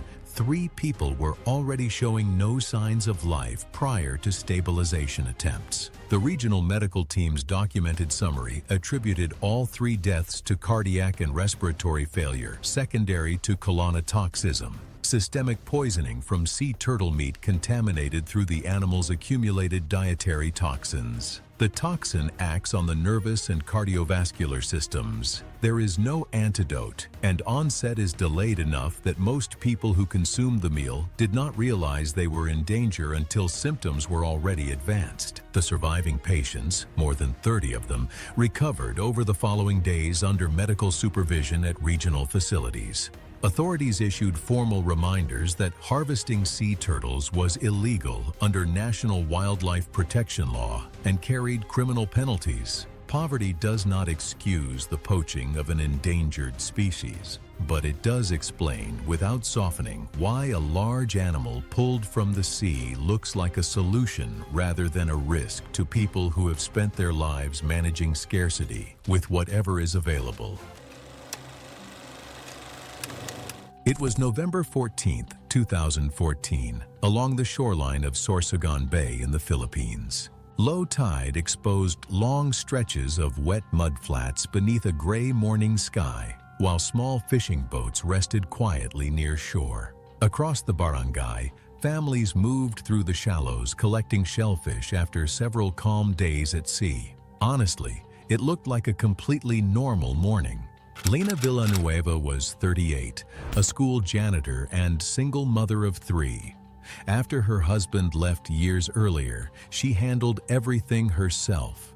When her oldest son developed kidney problems, neighbors noticed Lena quietly eating smaller portions so the kids could have more. Her youngest daughter's birthday was 2 days away, and she had promised a proper seafood dinner instead of canned food and rice. Harvesting shellfish during low tide was common there. Families regularly collected clams, crabs, and reef fish trapped between rocks because it was cheap food and something people had done safely for years. And that's what makes the red tide so dangerous. The shellfish usually look completely normal. They do not smell rotten or appear contaminated in any obvious way. Earlier that week, dead fish had washed onto nearby shorelines, and local officials had already started discussing possible red tide activity. But the warning never reached their barangay in time. By sunset, rain tapped against the family's tin roof while relatives crowded inside the small concrete house. Lena cooked garlic shellfish soup while the children sliced tomatoes beside the doorway. Relatives later described it as one of the happiest evenings the family had shared in months. About an hour after dinner, Lena mentioned that her lips felt numb. Her son assumed she had burned her mouth on the soup, but within minutes, the tingling spread into her fingers. Her sister suddenly vomited into the sink, while another relative complained that her legs felt weak. The children remained mostly fine because investigators later believed the adults had eaten much larger portions of shellfish while giving more fish meat to the kids. When Lena stood from the table, her knees collapsed beneath her, and her shoulder slammed hard into the wall. A cousin immediately flagged down a tricycle to rush everyone toward the nearest clinic, roughly 30 minutes away. And honestly, this is where the story turns brutal very fast. Before they even reached the road, Lena's legs had stopped working completely, and relatives had to carry her into the vehicle. During the drive, her arms slowly stopped responding. Her breathing became shallow and uneven. Witnesses said foam gathered around her mouth while her fingertips darkened from oxygen loss. The scariest part was that she stayed conscious through most of it, aware of what was happening, but unable to stop it. Clinic staff suspected paralytic shellfish poisoning almost immediately. Oxygen was started within minutes, but by then the toxin had already been shutting down the nerves controlling her muscles for nearly half an hour.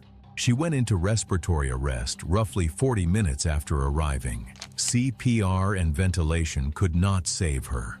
2 relatives survived after intensive treatment. Lena died later that night. The post-mortem confirmed saxitoxin poisoning from red tide-contaminated shellfish. The toxin had gradually paralyzed the muscles needed for breathing while leaving her conscious through much of the process. 3 days later, officials finally issued a red tide warning across Sorsogon Bay. Neighbors collected donations for Lena's children. At her daughter's next birthday, the family served only packaged food indoors. Several relatives later admitted they still could not bring themselves to walk those shorelines again. It was May 3rd, 2018, at an upscale sushi restaurant in Portland, Oregon. Soft jazz music drifted through the dining space as regular customers filled polished wooden booths beneath dim, hanging lanterns. Paul Whitmore was a 51-year-old insurance claims supervisor who had spent nearly 25 years working for the same regional insurance company in Portland. Friends described him as dependable, quiet, and deeply family-oriented. He lived a simple, structured life that rarely changed. Every weekday he left work at the same time, stopped briefly at the grocery store or dry cleaners if needed, and usually ended the evening eating dinner with his wife and children. Paul avoided smoking, rarely drank alcohol, and became increasingly focused on healthy eating after turning 50. Around 2015, he developed a strong interest in sushi, especially bluefin tuna, after reading articles praising fish-heavy diets for heart health and longevity. Eventually, he began eating at the same upscale sushi restaurant nearly every day after work, often ordering multiple servings of bluefin tuna sashimi and nigiri because he believed it was one of the healthiest meals available. One thing that stays with me here is that Paul really wants to live healthy, and he was happy about his family. Over time, the restaurant staff grew familiar with Paul's routine. Some employees had his usual order prepared before he even sat down. He rarely experimented with other menu items and often joked that bluefin tuna was health food disguised as luxury. At home, life also felt especially stable. His son Tyler had recently graduated from college with an engineering degree, while his daughter Emily had just accepted her first major accounting job in Seattle. Paul and his wife spent months planning a celebratory family vacation to Hawaii for the following summer, something they had postponed for years while saving money for their children's education. The first changes seemed harmless at first. After more than a decade of eating large amounts of tuna several times each week, Paul occasionally complained about fatigue after work and sometimes forgot small details during conversations which his family blamed on stress and long hours at the office. Over the following months, he developed slight hand tremors and moments of confusion that became increasingly difficult to explain. Even then, Paul continued following the same daily routines and eating tuna almost every evening because he still believed he was maintaining a healthy lifestyle. By early 2019, his condition had worsened noticeably. He struggled to focus during meetings, occasionally lost balance while walking, and developed numbness in his fingers severe enough to interfere with simple tasks at home. His family became alarmed after he forgot details of the Hawaii vacation they had discussed repeatedly for months. He could not remember conversations from days earlier. His hands shook when he tried to write. His wife insisted he see a doctor. After nearly 19 months of worsening symptoms, specialists finally ordered toxicology testing during a hospital evaluation in spring 2019. Blood results revealed mercury levels nearly 6 times above the accepted safety threshold. The exposure had accumulated from roughly 15 years of consuming large amounts of bluefin tuna, while underlying kidney damage likely reduced his body's ability to clear the mercury. By then, the neurological damage was already irreversible. Doctors immediately began chelation therapy and supportive treatment, but his condition continued worsening. His kidneys and nervous system deteriorated rapidly, and he eventually developed difficulty speaking and swallowing. Paul spent his final weeks in the hospital with his family beside him, discussing the Hawaii vacation they never took. He died from mercury-induced organ failure later that year at 51 years old. It was September 4th, 2015. The Selway Bitterroot Wilderness in central Idaho is one of the largest roadless areas in the entire country. In early September, the trails thin out fast, temperatures drop into the low 40s degrees Fahrenheit after dark, and the nearest trailhead can sit 20 or more miles from the nearest paved road. Win Olson was 34. He worked as a land surveyor out of Missoula, Montana, spent most of his working hours outdoors reading terrain, moving through it. That kind of job builds a comfort level in the backcountry that's hard to explain to someone who doesn't have it. Solo trips weren't a big deal to him. No group, no guide, just him and a route he'd been thinking about for months, a 9-day loop through the Selway drainage, roughly 47 miles, a section of which he'd already done before. Among the food he packed were several jars of venison he'd home-canned himself the previous winter, something he'd done before without any problems. Before he left, he gave his older brother the route details and his return date, September 13th. That was it. One person knew where he was. That's not negligence.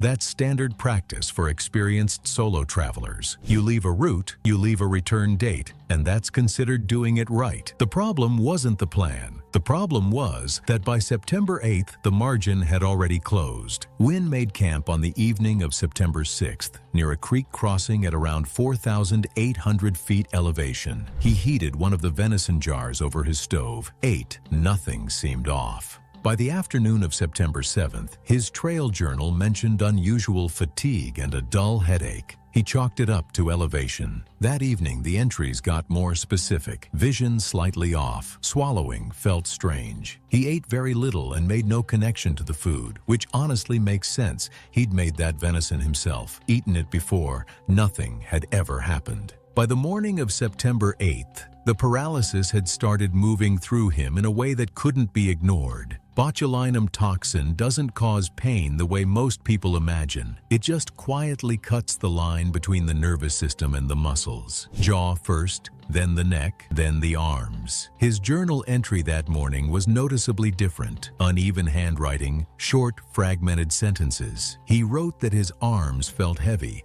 and that he couldn't get his pack on. There's nothing after 9 a.m. That was the last entry he ever made. What happened after that can be reconstructed from the physical evidence and the known progression of untreated botulism. By midday, he likely couldn't walk. Sometime in the early afternoon, the paralysis would have reached his diaphragm, the muscle that drives breathing. And this is the part that gets me. Botulinum toxin doesn't affect cognition at all. His mind would have been completely clear the entire time. He knew exactly what was happening, and there was nothing he could do about it. Fully conscious, slowly losing the ability to breathe, alone in the middle of 1.3 million acres with no one within miles. His brother reached out to authorities on September 14th when Wynn didn't return to his truck. A search team found him on September 15th, approximately 2.3 miles from his last camp, off the main trail, partially sheltered against a large downed tree. His pack was beside him with 2 unopened venison jars still inside. The opened jar from September 6th was recovered at the campsite. His GPS recorded his last movement at 1:47 p.m. on September 8th. The medical examiner confirmed botulinum toxin type A as the cause of death.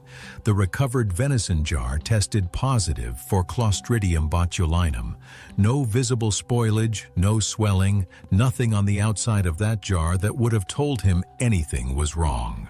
Time of death was estimated between 2 p.m. and 6 p.m. on September 8th. He had taken the last of the canning batch with him. Nobody else got sick. The case was ruled accidental. It was June 22, 2017, as midday trains moved north through western Taiwan during a warm summer afternoon. Most passengers inside the rail cars sat quietly with headphones on, watched videos, or rested during the trip as the train traveled toward Taichung at high speed. Mei Ling Chen was 28 and had spent the last 2 years juggling tutoring jobs while studying nights for Taiwan's teaching certification exams. Almost every dollar she made went toward her father's heart medication and rent for their apartment in Kaohsiung.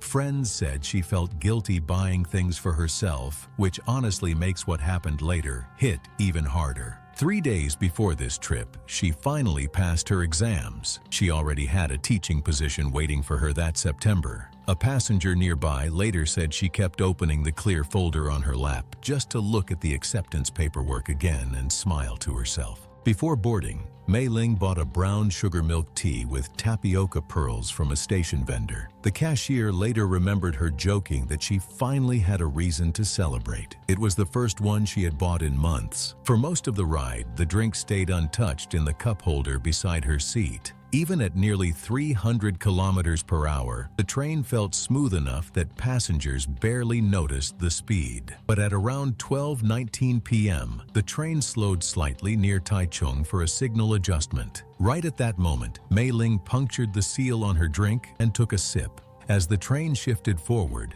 several tapioca pearls clumped inside the straw and entered her throat at once with the thick milk tea. She coughed once, then harder, covering her mouth. A passenger later said it looked like she had simply swallowed wrong at first. Then the coughing changed. It became shorter and weaker as her shoulders tightened with each breath attempt. Within seconds, she grabbed at her throat. And this is the most terrifying part of the story. A man 2 rows back rushed over first and struck between her shoulder blades, while another passenger attempted abdominal thrusts in the narrow aisle. A train attendant radioed ahead for paramedics, while an off-duty nurse pushed through the crowd to help. However, the thick tapioca pearls had lodged deep enough that each panicked inhale pulled the blockage tighter instead of clearing it. And for me, this case feels so unreal. Who would have thought that your favorite milk tea would have caused you a life or death emergency? Within about 90 seconds, Mei Ling's movements started weakening. Her hands slowly slipped from her throat, and her body sagged sideways out of the seat before another passenger caught her head from hitting the floor. By then, the entire rail car had gone nearly silent. Paramedics boarded as soon as the train arrived and worked on Mei Ling for 22 minutes, but she had already lost consciousness before the train even reached the nearest station. The obstruction could not be cleared in time.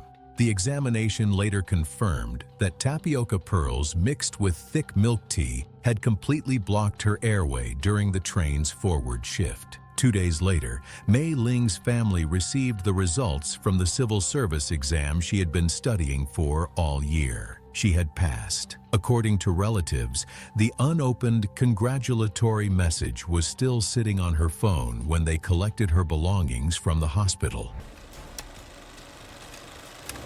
It was August 8, 2017, on Kure Atoll. This is the date and place where a survival challenge came to an end that no one saw coming, a quiet shift from preparation to a final, irreversible countdown. Keone Maka was 32 years old and worked part-time as a landscaper in Honolulu while building a survival content channel online. Although modest, his subscriber count was a few thousand people who followed for practical outdoor content. He was physically capable and had spent months planning this trip, joining and being embedded in a permitted research support expedition to the atoll under strict environmental access conditions, obtaining federal entry authorization through the appropriate monument management process, packing action cameras, and committing to one rule: 7 days, solo, eating only what he could catch. I always watch island survival videos of YouTubers, but I never actually thought of how tedious behind-the-scenes stuff is. He had announced the challenge publicly before departing, and that accountability was not incidental to who he was. The first few days were very typical survival content, but by day 4, the footage documented what food shortage looks like when it compounds slowly. His movements between shots were less efficient. His hands were steadier setting the camera down than carrying equipment. The fish had not cooperated at the rate his plan assumed, and his reserves had been working against a deficit since at least day 2, with reef catch success fluctuating naturally due to tidal conditions and species availability. When he finally caught a crab, he cooked it and ate it, which, objectively, is a breathtakingly stupid roll of the dice when you can't ID a coastal crab. Yet I can't help but cut him some slack. 4 days of gnawing hunger have a way of turning reckless desperation into what feels like pure, logical survival. And honestly, I'd like to think I'd be smarter, but with my stomach eating itself, I'd probably be cracking that same shell open before the camera even stopped recording. Within several hours, the next recording showed him seated near the shelter, speaking with visible difficulty. Words were forming unevenly, his lips moving slightly behind their intended positions. He attempted to stand once and failed to hold his footing. He sat back down without comment. Subsequent recordings, recovered in sequence by investigators, documented the progression without interruption. There were episodes of vomiting, repeated, undramatic, just the physical fact of them. Between episodes, his movements became shorter and less purposeful. A recording from late that evening showed him on his hands and knees beside the shelter, not moving, his breathing audible on the microphone as fast and shallow. Then he was on his side. I've read enough incident documentation to know that what makes footage like this difficult is not what happens. It's the pace. It takes hours, not seconds. The final recording showed him collapsed against the base of the shelter, one arm across his chest, the camera still running from a rock approximately 4 feet away. No emergency signal was activated at any point. No satellite communicator was included in his documented gear. And under monument permitting requirements, any participant evacuation or emergency escalation would typically require coordination through expedition leadership and pre-established check-in protocols. A wildlife survey team conducting scheduled fieldwork in the area discovered his body 3 days after the final recording. The medical examiner identified the cause of death as cardiorespiratory failure, consistent with natural toxin poisoning. They identified the crab he ate as the devil crab. His parents traveled to Honolulu to receive his remains. His mother had followed his channel since the beginning, according to people who knew the family. Just a quick PSA. Before you eat anything pulled from the wild, identify it first. That step costs less than 60 seconds, and it is the only variable in this account that could have changed the outcome. It was February 22, 2019, at a crowded Japanese fusion restaurant near downtown Orlando, Florida. The restaurant was loud and packed with diners, and a birthday party occupied one side of the dining room. Sandra Obi was 44 years old and worked as a guest services supervisor at a large resort hotel near International Drive. She was born in Enugu, Nigeria, but moved to Orlando with her mother and younger brother in August 2013 after her mother remarried. Even though at first Sandra hated Florida but adapted quickly.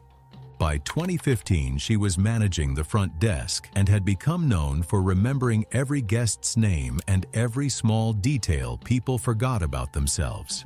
She married Chinedu Obi on May 17, 2016, after meeting him through mutual friends at a church fundraiser. Chinedu worked long overnight shifts repairing airport shuttle buses, while Sandra handled daytime hours at the hotel. By 2018, Sandra had become obsessed with food videos online and loved watching restaurant clips during breaks at work. In February 2019, Sandra received a promotion to guest services supervisor after years of covering extra shifts without complaint.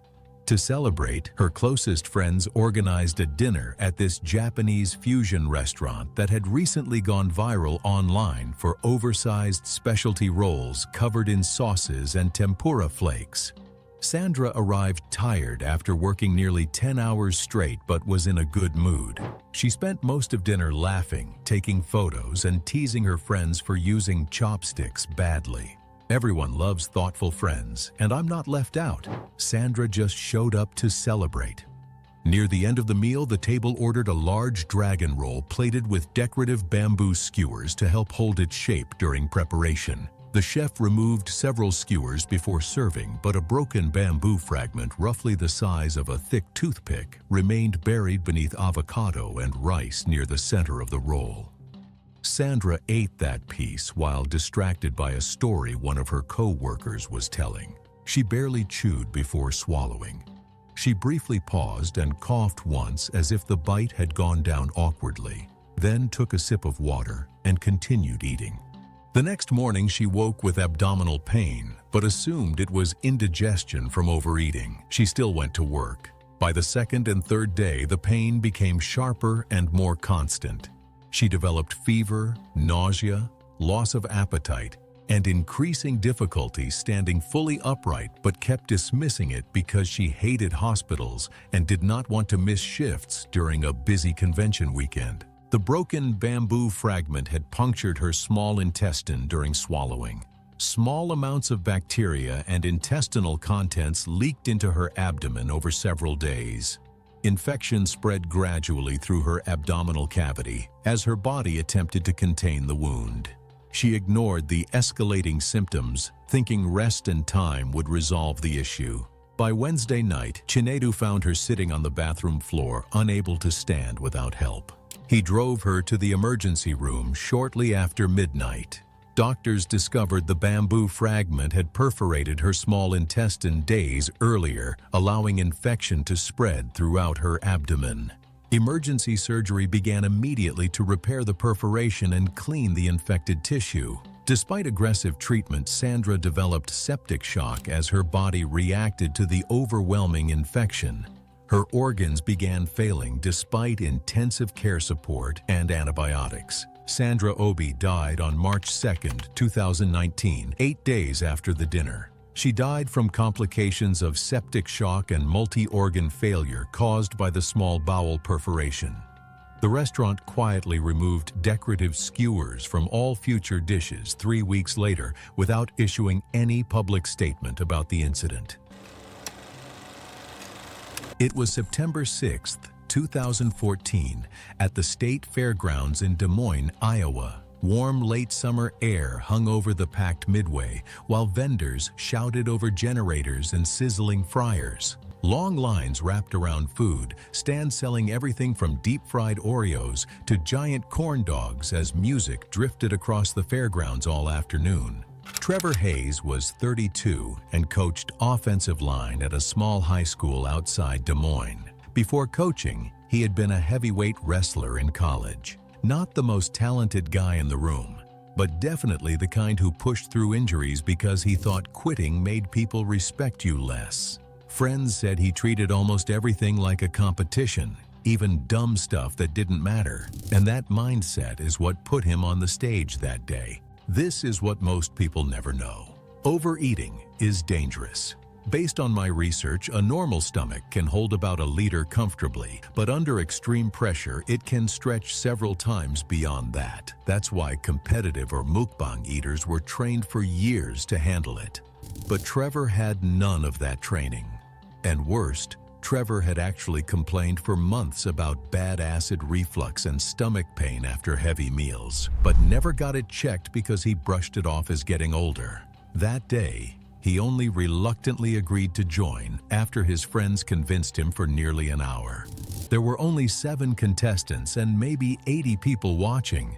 Early in the competition, Trevor was actually dominating. Witnesses said he barely chewed, just forced chunks down with large cups of water between bites to keep swallowing faster. He finished some corn dogs in under 20 seconds. Around his 10th corn dog, people noticed him pressing a fist against his stomach and slowing down. But when another contestant almost caught up, he ate faster again. Trevor reportedly told judges twice that he felt something tearing inside him, But the crowd just laughed louder, and nobody stopped the contest, even Trevor himself. But halfway through his 20th corn dog, Trevor suddenly froze. Witnesses said his expression shifted from focused to confused almost instantly. He carefully set the corn dog down, took one step back, and then collapsed. At first, people thought he was choking. Then, blood mixed with partially digested food started coming from his mouth. Paramedics arrived later and found Trevor still conscious, screaming while clutching his abdomen. He lost consciousness before reaching the hospital. Surgeons discovered his stomach had ruptured, spilling acid and food throughout his abdominal cavity. Doctors later concluded the combination of rapid overeating, excessive water intake, and a weakened area in the stomach wall likely caused the tear. The contamination was already too severe, and he died the following morning. The autopsy confirmed a full gastric rupture caused by extreme overeating. Examiners also noted chronic inflammation and thinning along part of the stomach lining, which may have made the rupture more likely under sudden pressure. The State Fair permanently canceled its eating contests after that year. We see eating as the safest, most normal part of life. But under the wrong conditions, even a corn dog can turn deadly. I hope stories like this don't change the way people look at food afterward.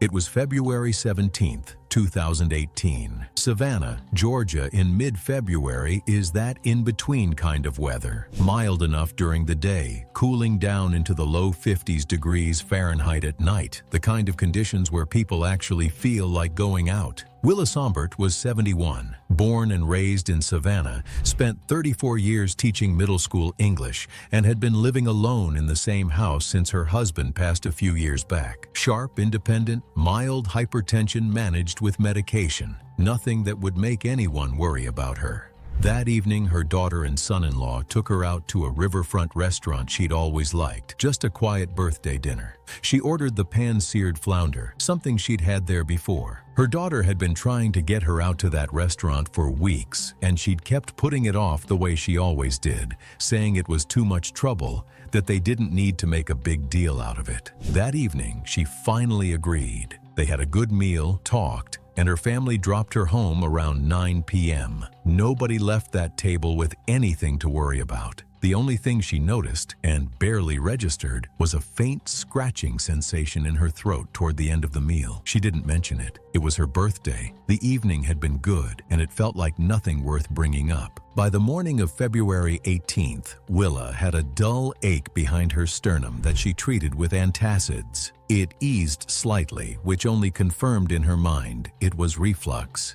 She called her daughter, said she felt a bit off, probably just needed rest. By February 19th, the discomfort had worsened, and she'd developed a low-grade fever around 100 degrees Fahrenheit. She figured a cold was coming on and stayed home. And honestly, who wouldn't do the same? Every symptom she had at that point had a completely routine explanation.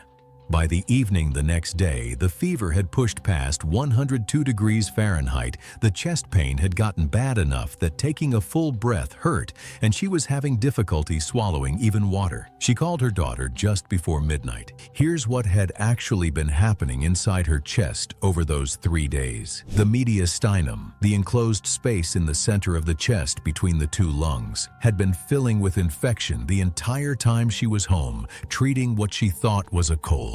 It's one of the worst places in the body for that to happen, spreading fast through a confined space that sits right up against structures you cannot afford to lose. By the time she made that call, it had likely been going on for close to 2 days already. Given her age and how far the infection had progressed, surgery carried more risk than benefit. Aggressive antibiotic treatment was started immediately, but her condition kept declining through February 21st. The infection spreading faster than treatment could contain it. Septic shock set in as her cardiovascular system lost the ability to keep up. Sadly, Willa died on February 22nd, 5 days after her birthday dinner. Post-mortem confirmed septic shock secondary to mediastinitis from esophageal perforation. A fishbone fragment measuring approximately 14 millimeters was recovered from the perforation site. Contributing factors included her age, the thinning of esophageal tissue, and the delay in seeking care. The restaurant was reviewed and came back clean. The bone was a naturally occurring fragment in the fillet, undetected during preparation. The case was ruled accidental.